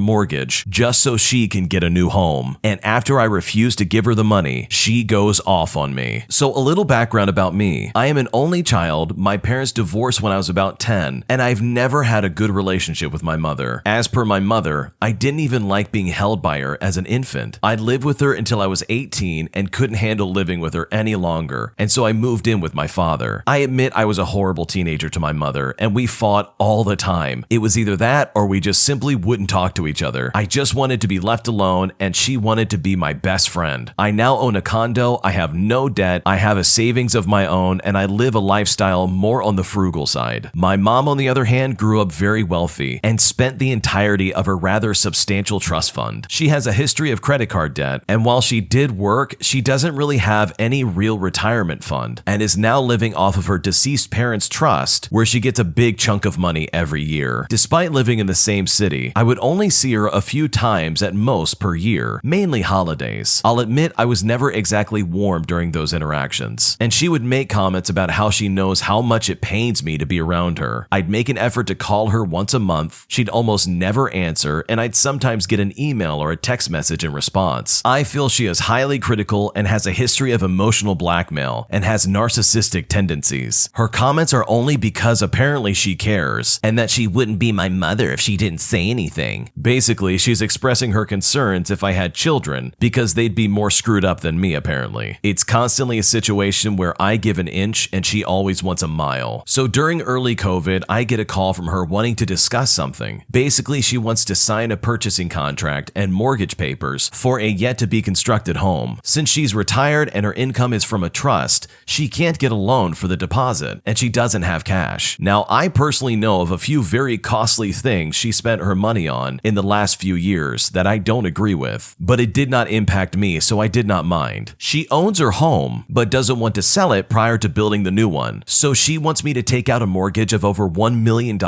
with early access of $120,000 in the deposit. But as per her, apparently it'll be fine because the home will be in my name and she'll make payments till she sells her home. This supposed discussion I was having with my mom was so well thought out that I was told that a contract was being drafted and that I needed to make an appointment with my bank to get things going. For a brief moment, I considered lending her the cash, but then I would be broke. Also, I have no trust when it comes to finances, and my mother due to her history. So after using my brain and consulting with a few people who can be objective, I told her unfortunately I was not in a position to help her. Then the insults start on how I'm consulting with the wrong people and that these people clearly aren't educated and that I'm passing up on a good opportunity for my credit. And of course, it's because of me she lost out on this new home. She then, because of this, refused to talk to me, as this was apparently the final straw in our very fragile relationship. I tried to contact her for many months, maybe over a year, until I told her I was moving countries and I wanted to try and make some repairs to our relationship before I left. We did sit down and talk prior to me leaving, but not about this home she was trying to build. I'm trying to be civil, but after so many years of her comments, it's really hard. This is such a sketchy situation because this person knows for a fact that their mom is probably going to screw them over somehow. Like, no lie, they clearly have no good intentions when it comes to their own history of credit card debt, and I very seriously doubt that they would actually pay for things on time. And worst of all, the original poster would be on the hook for any of these payments. And then let's say that she doesn't start doing her payments like she should, and then she's stuck in the home you built for her that you now have to try and figure out how to get her out of. In my opinion, not giving her this money was probably the best decision you could have ever made, because I honestly think having to deal with this lady on a daily basis would have been an absolute living nightmare for this person. Thankfully though, they made the right decision and didn't give this money to their mom, because you can bet she absolutely would have been careless with it like she has in the past. This next one came from the Am I the Jerk podcast subreddit. Check the links in the description if you'd like to submit your own stories. Am I the jerk for not being the ideal son? Okay, so before this starts, I want to say that all I want to do is know if I'm in the wrong here. So a few months ago, I realized that there are about 3 people in my life who really care about my feelings and what I think. Everyone else has their own perception of me that I feel are very inaccurate. I have also felt that they don't think I care what people say to me because I always seem to have no emotions when they start saying garbage about me. I started feeling this when my mom was yelling at me for getting a 79% for the first time at school, and I said that I was overwhelmed and that no one really cares about my emotions. She then replies with,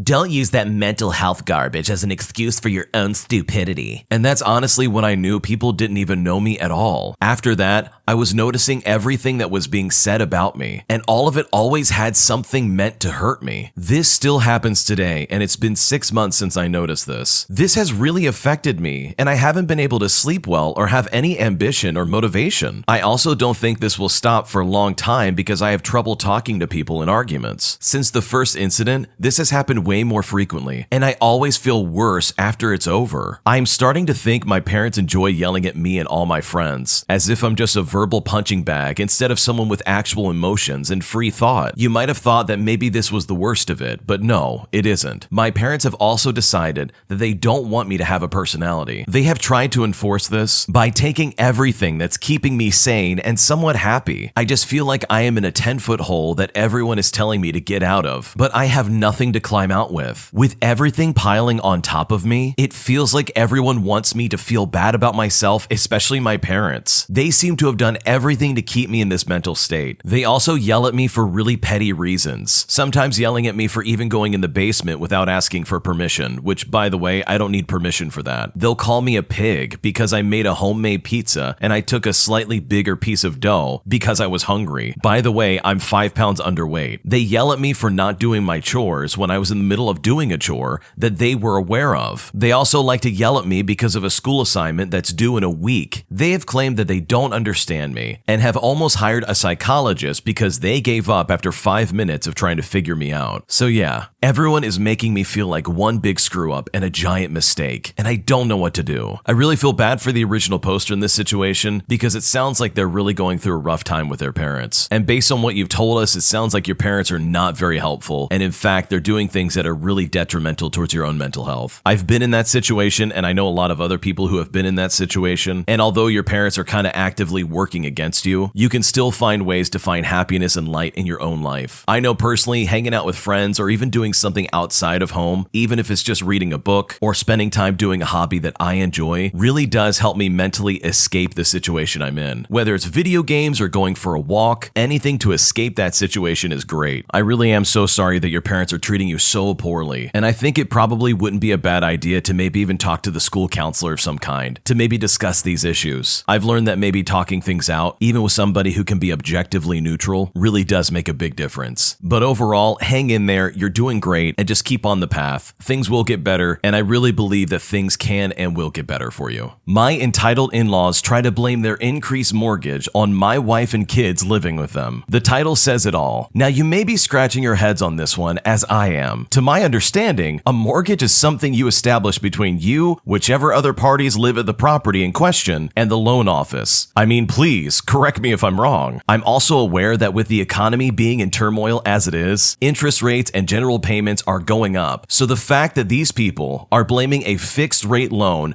going up in regular payment requirements because a few bodies are added to the mix is absolutely ridiculous. Electricity and water bill going up? That I can understand. But saying, oh, our loan we took out for the house went up and it's your fault, so you have to pay us more. That is simply criminal in my mind. When my wife brought this to my attention, I flat out told her to not give them another dime more than what we agreed upon. They have been stealing from us the entire time that we've been there, and I am not a wallet that they can pull from. Neither is my wife, nor is my kid. Their antics when it comes to arbitrarily charging us extra for their loan has delayed us getting out of there in the first place for several months. If they really take issue with this, then I will happily get involved and share some words with them. If they don't, and I know they probably won't, then they can go pound sand. Like it or not, they will not bully me, my wife, or my child for another penny. I don't care what it takes. Good for them for standing up for this kind of situation. And yeah, according to my knowledge, the number of people living in a house does not change your mortgage price. Like, it literally does not work that way. And the original poster has it correct. The utilities and any other stuff that may be going up as a result of them living there is completely understandable. And yes, I'm sure the people living there would absolutely feel fine paying for what they need to pay for. But to try and pawn off your mortgage going up on the people that are living there and then to try and blame them for that mortgage going up is just completely, as they put it, criminal. And no, I wouldn't put up with that for another second either. It sounds like these people have tried to do this multiple times and have gotten away with charging them extra, which has delayed them leaving for months now, which from the sounds of it is probably what these people are trying to do to this family. They probably want them to stick around so they can use them as some kind of income source so that they can pay for their mortgage, which is just really gross in my opinion. Hopefully that's not the case. Hopefully this is just a misunderstanding, but either way, say, I hope the original poster and his family are able to get out of this house and find another place to live, because these in-laws are absolutely just trying to use them for money, and they're trying to squeeze them for every penny that they can possibly get. My friend wants to have a baby with a guy she's been talking to for 1 month, and I'm not sure what to do about this. I'm from the UK, and I'm not sure what to do here. My best friend has been seeing this guy for just over a month now. She seems to like him, though sometimes mentions things he's done that have upset her in the past. I thought to include this as they're not together at the moment, just seeing each other, so to speak. Yesterday, my friend told me, and she was deadly serious, that she's thought about wanting a kid for a while and wants to try for one with this guy she's not dating and has only known for about a month. Apparently, she's asked the guy and he's decided to go for it and has even offered to leave his job and to move away with her. My friend is planning on moving to a foreign country, and she has made this man aware of this. I don't know what to think about the whole thing. I'm convinced she's not thought about it properly, hence why she wants to do it with a guy she's known for a month. If I was in the guy's shoes, and if I was being asked this by a girl I'd been talking to for such a short time, I would have run in the other direction. But this guy is the exact opposite. It's almost like he's happy to oblige and help her make this happen. I'm really worried about my friend, and I'm not sure how to help. What should I do? This is a super sketchy situation because it sounds like your friend is really not thinking this through. I love babies just like anybody else, but that is a human being you're raising. This is a living, breathing thing that you cannot just get rid of. And babies are extremely expensive. Why on earth would you just jump into this on a whim, it seems like? And the worst part about it is you're going to a man that you've only met and have known for about a month. That's just crazy to me. You don't know anything about this guy at all. It'd be different if this is someone you've been dating for a long time and you both decided, hey, let's make this step and let's have a baby together. But you have just met this guy and he's going along with it. The original poster has it right. If someone came up to me and said, hey, I know we've only been dating for a month, but I want to have a baby, legitimately, I would have ran in the other direction. I would have cut this person out of my life completely and I would have said, no, there's no way that's happening. But the fact that this guy is not only okay with this happening, but willing to be a part of this, as well as being willing to move to another country with this lady, is super, super sketchy. This entire situation is just one big red flag, and it is absolutely just weird. I think anything that you could do if you're legitimately this concerned is probably get her parents involved. Let them know exactly what's going on and say, hey, she's known this guy for a month and then suddenly she just wants to have a baby with him. And this guy is just willing to go along with it. Hopefully though, the original poster's friend comes to their senses and they're able to see that, hey, if I want to take care of something and love something, I should probably just get a pet or something to see how I could handle being a parent. Because having a kid is no joke and you got to make sure that you're ready to make that step. My girlfriend of almost 4 years cheated on me, and now I don't know what to do next. My girlfriend and I have been dating for 4 years now, and we've been living together for close to 3.5. We've had our ups and downs like any relationship over the years, but one thing we both maintained was that no matter what, we always talk to each other about our problems and work them out. The last 2 years were pretty rough with COVID as well as all the lockdowns and restrictions that were in place, but this year we started going out again and doing all the things that we used to do, like going out and having regular dates again. Just the other night, we were out drinking at a cocktail bar, and it was one of the best nights we've had in a long time. My wife started a new job back in March, which I encouraged her to go for, and she's been loving it ever since, and I've been so happy for her. However, the problems for me started because of her coworkers, all of whom were young single men or similar in age. We all had similar hobbies and such, and she even invited me to meet them and take part in the hobbies as well. They were all far more skilled than me, as well as my girlfriend, which at first didn't really bother me. A couple of weeks ago, she told me she wasn't planning to come home after work because they were doing extra staff training for a couple of new people that started late, and she felt it would be easier than finishing late and driving 40 minutes home just to go back early in the morning the next day. I obviously wasn't happy about it, and I told her that I wasn't happy with her sleeping arrangements, and if it was that much of a problem, that I'd drive to get her and take her to work in the morning myself. She declined my offer and said that it'll be fine and that she'll just sleep on the fold-out couch instead. So I just left it at that. Things got worse for me when a few days ago, she told me the exact same thing, saying that she was working late again and that she was going to have pizza as well as a few drinks with her work buddies. At about 11 o'clock at night, she texted me saying that she loved me, followed by a text from each of her work buddies, talking garbage, and it made me see red. All I felt was pure anger, and the worst part is, she didn't text me back to apologize or anything. We didn't talk until she came home the following evening, and I was angry the entire day. When I saw her, she had love bites on her neck, and I instantly confronted her. She told me she got drunk and slept with one of her work buddies, and I flipped out. I felt like my whole world just came crashing down on me because I knew something might happen, and I told her to come home and not stay the night, and she didn't want to. She wasn't even upset the night she told me this, and she told me that she didn't regret it and that she was unhappy for months. But to me, it just felt like excuses and her trying to justify what she did. Since Saturday night, she hasn't been working, and it was the first time she had alone time to think about what happened, and that's when she called me crying, breaking down, telling me she's sorry and that she regrets it now, saying that she would be open to trying to fix things. Part of me still loves her and doesn't want to throw away 4 amazing years together. I spoke to some of my long-term friends, and I'm meeting another one tomorrow. My female best friend of almost 10 years thinks I should cut my ties and stop talking to her, saying that I should just kick her out of the house. My best male friend, on the other hand, thinks I should try and forgive her if I truly think she's been genuine with how she's feeling now. This entire situation just has me feeling completely gutted, so I'm not sure what to do. What's my next steps? Should I still try to work it out, or should I cut my losses and try and move on? This is a really tricky situation because your girlfriend cheated on you and doesn't regret it. She only regretted it once she had some alone time to really reflect on what she did. But let's not forget what she initially said. For me personally, it doesn't matter how long someone's been with me, cheating is an automatic deal breaker. That changes the game completely in my opinion. And I think this lady is only feeling bad because she got caught, as opposed to her actually feeling bad for doing something that went behind your back and ruined your relationship. So overall, there's a lot of options to think about, and hopefully you find the answer that's going to bring you the most peace in your life. After being together for 10 years, my partner won't marry me. My partner and I have been dating for 10 years. We started off as friends, then best friends, then finally dating. We have said I love you to each other for almost as long as we've been dating. We've been talking about marriage for about 8 or so years, and we've been living together for about 5 years now. But still, he hasn't proposed. It's not like I'm quietly waiting. We've talked about it a lot. He has made it clear on several occasions that he wants to be the one to propose. He also said he has anxiety and social anxiety, and that's contributing to all of it. But I also have anxiety, and honestly, this is just making it worse. I've made it clear that I'm not very traditional, and that we could go to a ring store together and then immediately drive over to the courthouse. I don't care about the wedding or a crazy proposal. I just want to marry him. He says he wants to marry me too, but now I'm afraid something is going on. I trust him not to lie to me or to cheat or anything. I don't think it's something that overt. Maybe even though he loves me and is faithful, he just doesn't want to marry me. He just may not realize it yet. I once gave him a year to propose, or I was going to be the one to propose, and he said again that he wanted to be the one to propose. So a year went by and there was still no proposal. I didn't end up proposing. However, because things kind of hit the fan within that year, I wanted to give him some wiggle room, but still nothing. I love him more than I can really say, but the agony of feeling unwanted and then being questioned with, "Don't you trust me?" after 8 years of what feels like a huge broken promise simply sucks. I've talked to close friends about it and was told that between 6 to 8 months into the relationship is all it should really take to know where we're headed. They also told me their stories, as well as some other people's stories that they know, about other couples who were together for 10 or even 15 years that still ended up breaking up, all because he wouldn't propose. I just want to know what to do. I love him and I trust him, so I genuinely don't think he's just leading me on, but I just want some advice on what to do. I understand that there's a possibility that I'm being insensitive or overdramatic, but I'm not a robot, so my feelings aren't going to change overnight. What should I do? 10 years is a long time to be together and still not have the expectation of being married, especially since this relationship that's being described already has the expectation that they both want to get married, or at least that's what's being said, but it seems like no action is being taken to try and make that happen from the guy, which traditionally enough is typically the person that initiates it. It is sad that you had to set up some kind of ultimatum just to get your man to get a ring, and it sounds like even after this year deadline that you gave him, basically saying if you don't do it, I'm gonna propose, he still hasn't made the move. There's a lot of conclusions you can draw from this and a lot of assumptions that can be made, but I think it's time to have a really honest conversation with him. Otherwise, you're just gonna be waiting another 10 more years for something that is never gonna happen. Maybe there's too much pressure on the situation, maybe he just doesn't feel ready, but then again, you live together and you've already been together for 10 years. Logically speaking, what really is going to change if you're both married? And I believe you when you say that he's not cheating on you. There's nothing that you've mentioned that would even suggest that that's even happening. anything. So it's definitely a situation of, well, what's going on? But whatever you decide to do, I hope it works out, because 10 years down the drain,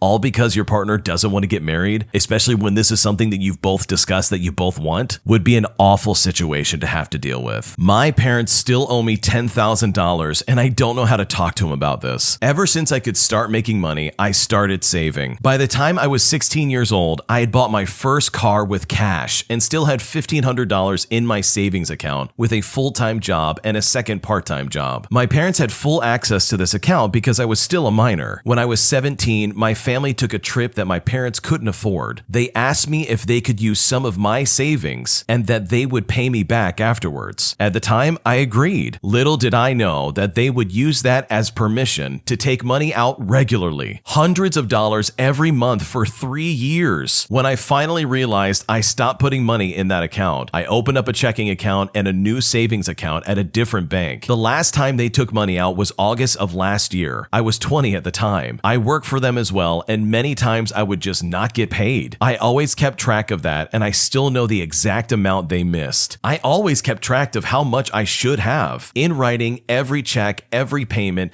and every withdrawal I ever made, I kept a list. I knew exactly how much I should have in my account, and it was well over $10,000. And with that money, I wanted a new car. $18,000 was the cost, and by selling my other car, I had enough and then some. Or so I thought. When I went to check how much was in my first savings account, it was completely empty. I had nothing left in that account. There should have been $10,000 or more, and it was completely empty. I went straight to my parents and told them I wanted this new vehicle and asked them to help me pay for it because they still owed me money. They were reluctant at first and denied owing me so much, but I practically begged them to help. They finally did and paid the remainder of my work money, which was $3,000, and they bought my old car from me for about $5,000. I paid the rest with the money from my new savings account. I moved out last October, and when I brought up the money they owed me, I was told that they don't owe me more than $1,000 because they paid for my phone and car insurance while I was living with them, and they helped pay for my newest car. They never had rules about my bills, they just paid for it without a word otherwise. I am okay with deducting that from the total, but I'd rather not. It was money I made fairly, and they never told me I had to pay them anything, and I did offer to do so. And as for the car, they only paid off my work money, not even the money they took from me. In total, they owed me over $10,000. I have no idea how to bring this up and how I could even win this battle. I am personally looking to buy a house and have a wedding soon. That extra money would be extremely helpful, and our relationship is still rocky since I moved out. I don't want to make things worse, but it is a lot of money that I kind of need. What should I do? If you honestly documented all of these things and you have a complete timestamped list of all the times that they have absolutely taken money out of your account without your consent, then I would make a copy of that and then show them in detail and say, hey, these are all the times that you took money out of my account. And for them to suddenly say, hey, you had bills but you didn't even know it, is really unfair. It sounds like they just don't want to give you the money back, which is just really, really toxic. Like they were clearly using you as a piggy bank throughout your entire teenage years, and that is really unfortunate. I don't know if there's any way you could really get that money back without getting a lawyer involved, and getting a lawyer involved would be very, very expensive, and you would win, but at what cost kind of thing? Like, yeah, you would probably get the $10,000 back, but I'm pretty sure your parents would hate you forever. But if you really wanted to go that route, I think you've got a solid case on your hand potentially. I don't know, I'm not a lawyer. But if you are serious enough where this has really been detrimental towards your future, then maybe looking at getting one wouldn't be a bad idea, if anything, just to get some advice. Although I don't know how far or how much a lawyer is going to be able to do for you when they did take money out of an account that technically had their name on it. That's probably the biggest bummer when it comes to working as a teenager, is the fact that if you have a bank account, your parents do have access to it. That's how it is in the United States. If you live overseas, let me know how it works over there. So technically, they're not in the wrong for taking money out of your account, even though it is absolutely morally wrong, and the way they're going about doing this is so toxic, it's not even funny. But either way, I really do hope you're able to get this money back in some way. Hopefully your parents come to their senses and they give you your money back, although I honestly don't see that ever happening. But don't give up hope. It might work out. You never know. You just got to keep at it and see if you can try and convince them to get this going. An entitled lady applies for a job and then gets upset when we don't hire her, even though she has no experience in this job. So I am the hiring manager at a neighborhood branch of a big library system. We get a lot of folks interested in working at the library for any number of reasons. Sometimes they truly love the mission, they have experience in education, but want to shift out of the classroom. Maybe they have an English degree and have no idea how to use them. Sometimes we just get people who apply because they live nearby. Maybe they just want to walk to work and our pay is decent. It's not great, but it gets it done. I do like hiring people with a connection to the community that we serve. But for me, when it comes to hiring, your reason has to be better than just an easy commute. I always try to be straight with people about their chances because we get a lot of applications for each job opening. If you don't have relevant experience or a related degree, it's probably not going to happen. I'm always happy to work with people on their resumes and get them hooked up with our volunteer department so they can get experience if that's what they want. I personally hire a lot of former volunteers at our library, especially young adults who were teen volunteers who needed their first real job. Sometimes I have to speak with people who applied and were not interviewed because they want feedback or they just want to complain to me. Whatever, it's part of the job and I'm always happy to give feedback. That is, if it will be utilized. One woman, we'll call Linda, that's not her real name, has applied for several jobs and has never been hired. She's a regular customer who's rude to my staff and who clearly doesn't know how to use a computer. Now, there is nothing wrong with being computer illiterate, but that's a lot of what we do. We help people with computers when they don't know how to use them. It is a key skill for our staff. Anyway, Linda demanded to know why I didn't interview her. I explained that we had had a lot of candidates who had worked or volunteered in the libraries before. She claimed that I was unfairly giving preference to candidates that have experience. I was honestly speechless at that point. What other metric am I supposed to use to hire people if not relevant experience? Overall, it was really just a weird situation, and I'm glad she's not part of our staff. It's crazy how entitled people can get when it comes to the hiring process. And this Linda lady is no different. Experience is such a big part of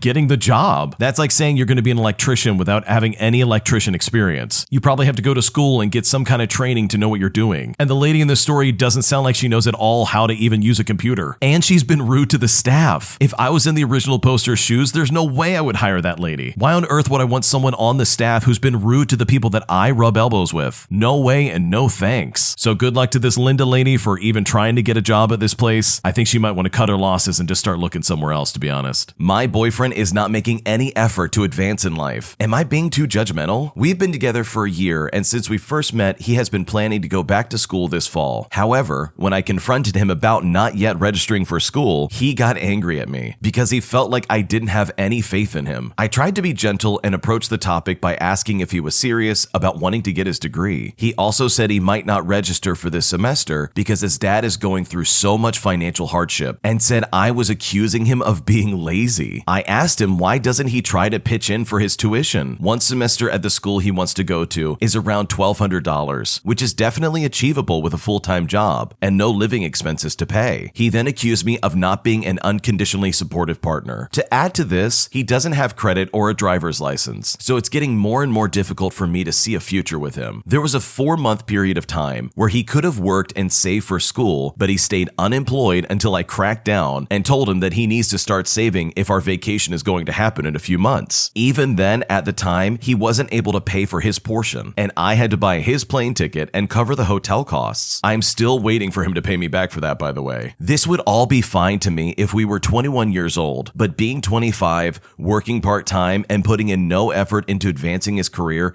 is not cute to me. Should I break up with him, or should I give him more time and be a little more understanding? What should I do? It does not sound like this guy has anything together in his life. It seems like this guy made some plans without actually setting any goals. One of those goals has to be having a job and making money, or even just making small steps to get to where he wants to go. It's one thing to say, yeah, I'm going to go back to school in the fall, but it's another thing to say, oh, I'm going to get my driver's license to be able to do this. By the way, I'm 25 years old. It seems like he's got his priorities mixed up and he's super sensitive about his girlfriend calling him on it, which isn't fair for the girlfriend because she's honestly just trying to help. And plus, it sounds like this guy's been using her as a piggy bank for about a year now. So it really is time for him to get up and start going. So in my opinion, if you think it's worth it, give him another chance. See if you can help him set some solid goals where he can actually get his driver's license, get some money, and get back to school. Otherwise, he's just going to stay in a lazy state, and I honestly don't see things changing for the better without a little bit of help. My girlfriend of 6 years tears confessed to me that she cheated on me, and I don't know what to do about it. My girlfriend works at a small cafe and is pretty close with her coworkers. There was one guy who we'll call Jim, that's not his actual name, that her other coworkers teased her about since the beginning, saying she would be cute with him, stuff along those lines. She told me about this and we laughed because it was so ridiculous, and they knew she was in a relationship. Fast forward a few months, and he doesn't work there anymore, as he was only a part-timer, so he wasn't there much anyways. For some background information, me and my girlfriend have always been extremely loyal to each other. We've had an overall healthy relationship, and we've been great about communication. We are best friends, and we have been really content with each other. We resolve any issue that we have with each other all of the time, so this came to a giant surprise to me. One of her coworkers is seemingly toxic. At least that's from what I've been told by my girlfriend. I'll call this coworker Jenny. This is also not her real name. She's 21 years old, and she's a girl who likes to party and do illegal substances, as well as hook up with guys, if you know what I mean. My girlfriend had been warned about this girl from other friends because they said she's fake. My girlfriend stayed on good terms with Jenny since they were coworkers and would sometimes hang out with her at bars or at house parties. Anyways, my girlfriend had a birthday party at a bar about a month ago. It was a party where she invited all of her coworkers. I didn't go because I didn't know her coworkers, and my girlfriend implied that it would be awkward because I don't know them. I wanted to go, but I just took my girlfriend's word for it because I trust her, and I'm not super into socializing anyway, so it kind of worked out. I had fallen asleep and she came home around 2 o'clock in the morning. She went to bed and things were fine. She wakes up early, hungover, and tells me she made a mistake. I start getting anxiety because I knew exactly what she meant. She told me she kissed somebody at the bar, and that's the only detail she had given me. Later that day, she confessed that it was with her old coworker, Jim, the one she had been teased about previously, and she has known him for like a year at this point. I was insanely hurt. She is not that kind of girl, and I was super surprised this had even happened. She gave me more details about Jim, and apparently he had flirted with her a handful of times, both at work parties and at work in general. She told me that he showed up at the party and then things just went from there. And honestly, I believed her. After having my doubts about what she said, I ended up looking at her phone for a solid 2 minutes. I looked at the messages between my girlfriend and Jenny because I had my suspicions about this girl, and I am pretty glad I did. I found out that my girlfriend actually invited Jim to her party at the bar. Jenny had told her to invite him, so my girlfriend did it. She was saying things like, "He said yes, I'm so nervous, I'm so excited," stuff along those lines. So essentially, what I'm thinking is, I was lied to about the entire situation to save my feelings. Once I confronted her for these texts, she was so regretful and really upset about what she did. She cried and apologized over 100 times and talked about how I'm the only guy she ever wants. I know it was wrong of me to look in her phone, but I had a gut feeling something was off with this entire situation. I know she regrets what she did so much, and it's hard to see her upset, but I am deeply hurt by what she did. It's not even the kiss itself, it's the deception and lying to my face and planning something behind my back that hurts the most. We have had a great relationship, and it is really upsetting to see what it has become. We've talked so many times about this situation, and she has pleaded for my forgiveness, but this is not the first time she has hurt me. She hasn't cheated in the past, but she has done some things that have made me feel betrayed by her, and this whole situation in general honestly just sucks. This situation does suck because it sounds like the girlfriend was excited to cheat on you. It's like she's saying that you're the only guy that she wants to be with, but then she does stuff like that in the text message, saying how excited she is to see this other guy and she's so nervous. Like if she was loyal to you, she wouldn't be excited and or nervous or even invite this guy in the first place. Unfortunately, I honestly think you've been played, and that's really unfortunate. And it sounds like she only regrets this after the fact that you found out. I'm really sorry this happened, but you know what? You're gonna find someone who's not gonna cheat on you and is gonna love you for who you are. And in complete contrast to this lady, you'll have someone who's excited to be with you and not with somebody else. My mother used my illness as a way to gain social clout. About 6 months ago now, I had a life-changing surgery. After a year of debilitating symptoms, as well as the threat of no longer being alive, I had a whole body part removed. Recovery has been rough, but I'm getting better every day. It's worth mentioning that, though I suppose that the reason why my illness got so bad is because it went untreated for 9 years. I developed it in childhood, but my parents couldn't be bothered to take me to a doctor. I learned to live with it, and then it became life-threatening. I love my parents, but they are flawed people. They did express guilt over the situation, but ultimately justified it to themselves, even though the signs were pretty obvious that something was wrong. My mom especially, I guess, wanted to preserve her pride, as well as her image as a loving mother. And before my surgery, while I was still just trying to survive day to day, she made a support group for me online. According to her, it was pretty active, and it was full of people giving their condolences and words of encouragement for our family. But then again, how could I actually know? She never actually let me join this group. From what I can gather, it was a space for my mom to give updates on my condition, talk about about what the family was going through and all of that. But she really made the group to support herself, to basically explain what she was going through, as well as how hard my illness was on her. For context, I don't even live with her. I didn't even want her visiting me in the hospital and lied to her about how many visitors I was allowed to have to make her stop coming. She tried to butt ahead of a visitor that I actually did want there, and I had to have the hospital keep away anyone who wasn't my chosen visitor just to stop her. I did send her a picture of me, looking god-awful by the way, giving the thumbs up when I was right out of surgery, and also while I was stocked full of painkillers, and that was a mistake. That photo made it to the support group without my permission, so like God knows what else was posted there. Again, I was never even allowed to see it. My mother has always been super self-centered. This isn't the first time she's used me as a prop for her own social clout. I'm very used to it, and I'm getting better at practicing my boundaries with her, but this time I clearly made a mistake even letting her into my life. This mom does not sound like a very good person. I mean, honestly, how bad of a parent can you possibly be where you neglect your child so much that eventually your kid loses a limb because of your negligence? I mean, that's insane to me. And then while they are recovering in the hospital, you use their image, their likeness, and basically use them in general as a way to gain social status. I mean, that's just crazy to me. I honestly feel very bad for the original poster here because they're already going through a lot as it is, and the last thing they need is their entitled mother to use them in this way, which is just absolutely disgusting. My parents are trying to control my dating life. I'm a 30-year-old female, and I recently met this guy on Bumble. We uninstalled the app 2 weeks in, and we have been exclusively dating for almost 3 months. Everything is going great. We are both open and transparent, and it's been the best almost 3 months after being single for 5 years. I work as a lawyer, and I live with my parents. We're Southeast Asian, and they're religious boomers. For context, they think martial law is the best thing that happened to our country. I'm an overachiever, and okay, one point in college, I let my mom talk me out of a great relationship I had so she could introduce me to a family friend who I dated for 3 years. And guess what? They turned out to be a psychopath. I told my parents about the first date out of respect, and because at 30,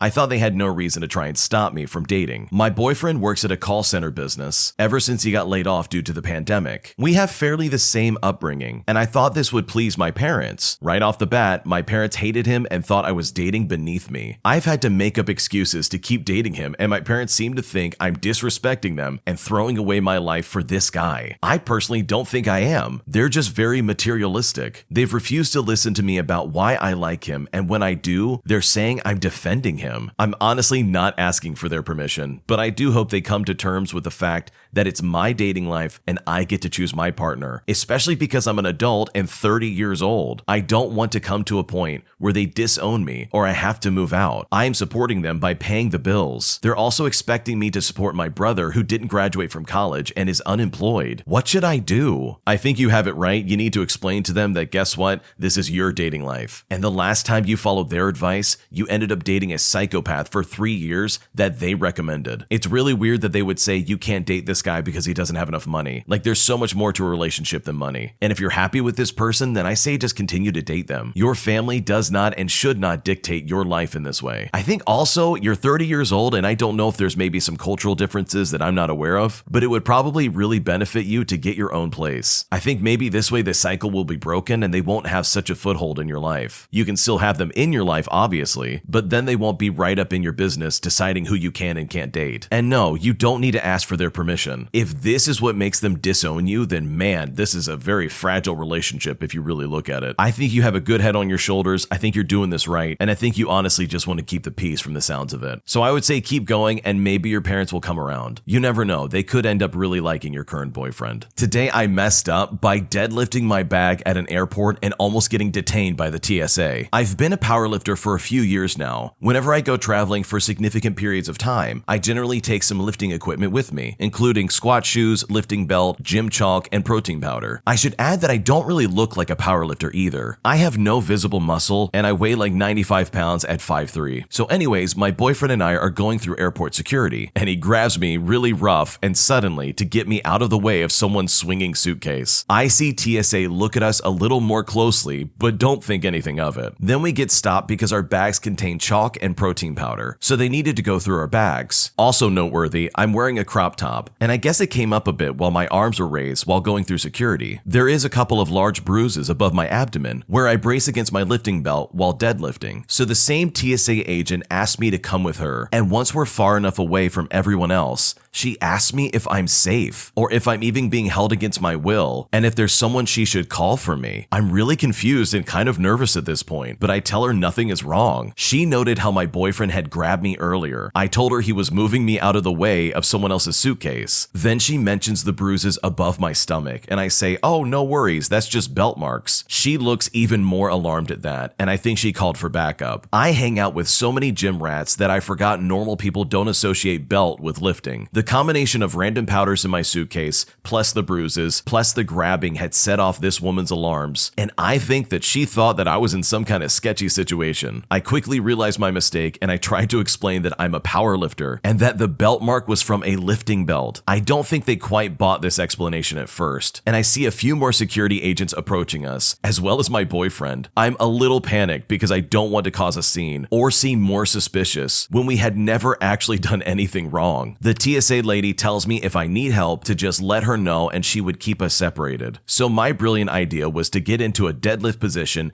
and deadlift my 5-pound backpack. I don't really know what I was thinking at this point, but thankfully at this point, the TSA had finished testing the protein powder as well as the chalk and had verified that it was not anything suspicious or illegal, so they let us go. When I told my boyfriend about this, we both laughed uncontrollably. But I think next time we're not going to bring protein powder or chalk with us to the airport, just to be safe. That's actually a really funny situation because maybe these TSA agents are actually trained to look out for these situations. And the fact that your boyfriend moved you out of the way, as well as the chalk and the suspicious powder in your bags, most definitely hit all the marks in this lady's mind that, oh no, this is a sketchy situation, and I definitely need to intervene. It's really sweet though that they did intervene though. That's really cool. I didn't know that the TSA would look out for these types of situations and would try to approach and try and help out. I guess it makes sense considering all the things they do already in terms of keeping people safe and trying to screen all the people that get on planes as well as their baggage. So yeah, I agree with the original poster. Next time, leave the chalk as well as the protein powder, because next time you might not have your 5-pound carry-on that you can deadlift to prove your innocence. My children are gaslighting my husband into thinking that I'm cheating on him with someone online, and I'm not sure what to do about it. So my marriage has been having some issues lately. Well, for the past 3 years to be exact. Eventually, I just quit nagging him or even asking him to help me more with anything, or even just to discuss anything outside of happy, basic conversations, because if it was anything other than that, it would always end in a fight. So I play video games and so does my husband. He raids at least 3 days a week and is on chat almost 6 days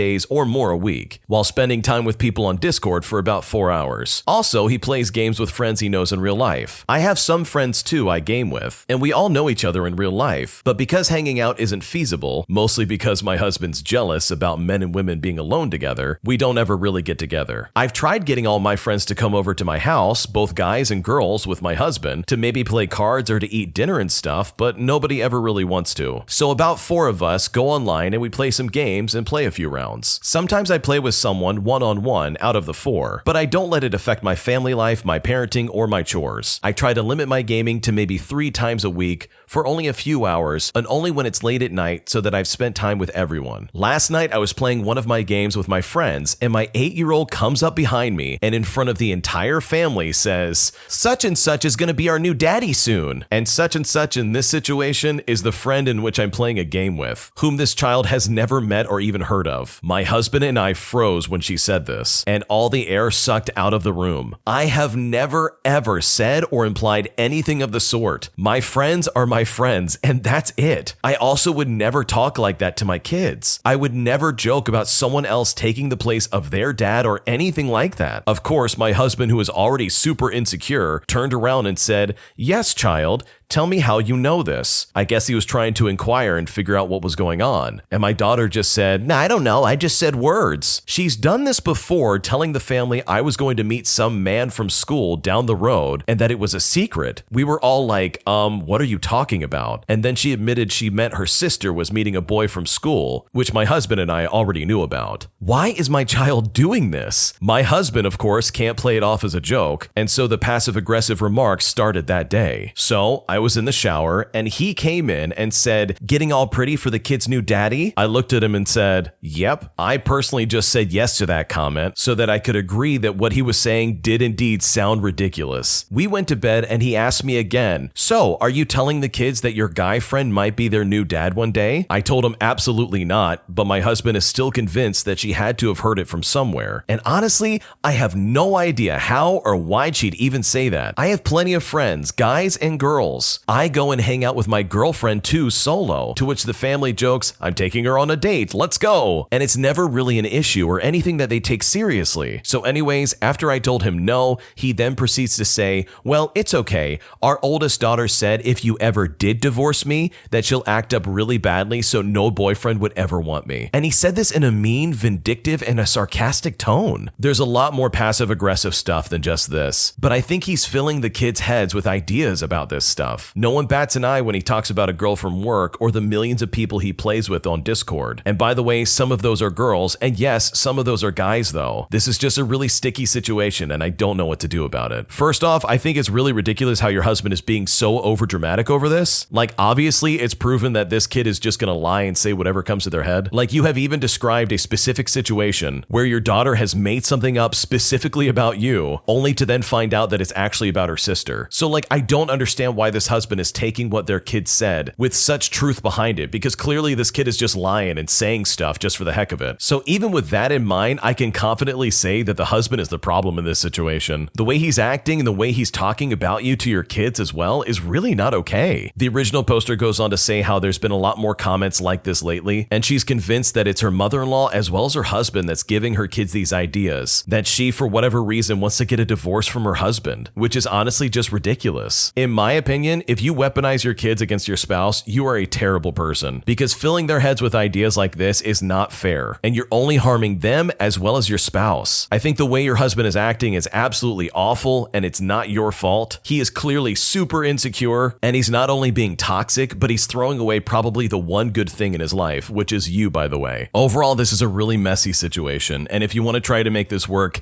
therapy is definitely going to be needed, because it's going to be hard to live your life if your husband thinks at every drop of a hat that you're trying to cheat on him, even though you've shown repeatedly that that's not what you're trying to do. A creepy doctor at the hospital is making me incredibly uncomfortable, and I'm too scared to report it. My mom just got heart surgery. She has been sick for a long time, and I'm no stranger to spending a lot of time at hospitals. She's currently in post-surgery ICU. My grandma stays here during the day, and I spend the night at the hospital. My grandma and my aunt mentioned a doctor they befriended who has been giving them more info about my mom and stuff. Anyway, I met him today and he took me in to see my mom from a distance. The second we got out of sight of my family members, he took my hand. He did not ask for permission and he's a stranger to me. I do not know this man. He starts asking me personal questions, offers favors, etc. At one point, he took me to a private room, hugged me without asking, pressured me to give him private information about my life, even though he already knew some stuff because my aunt and my grandma told him. I didn't know what to do, so I just talked, and he just kept hugging me and kissed my cheek. I was very clearly unbelievably uncomfortable. When my aunt and my grandma left and my dad went to get me dinner, I decided to tell this doctor that I was a bit uncomfortable and that I'm not very keen on physical touch, which is true. He got very mad that I implied he might have ulterior motives, with his face getting a very disgusted expression, saying that he didn't like me that way and that he was just trying to be nice. I got nervous and I just apologized a lot. He then insisted to take me to McDonald's, and I didn't know what to do, so I just said yes. On the way there, he kept talking about us becoming friends and how he's gonna take me places and go visit me to my house. I just went along with it because I didn't want to fight. He even offered me staying at a couch instead of an uncomfortable chair in front of the ICU, and I said yes. He took me there and kept hugging me and stuff. When he left, I left too because I didn't feel safe. I'm back at the waiting room and I'm freaking out a little bit. I talked to my aunt and she agreed he was too friendly, told me to call her at any hour in case something happens, and to not go anywhere private with him. I'm so tired. I think he's targeting me because it's very clear I'm in a very vulnerable position. I have to stay here for 2 more nights, and I don't know what to do. I'm not from the US, I'm from a very conservative country in the Caribbeans, and I don't know if I can report this, or if it's safe to do so. He's my mom's doctor. I don't want to get on his bad side. What if I say something and someone else tells him and he goes off on me, or even my mom. He's extremely pushy and I don't think I can avoid him. I just want to go back home. I'm tired and very sleep deprived. What should I do? You need to learn how to say no. The way he's advancing on you and making comments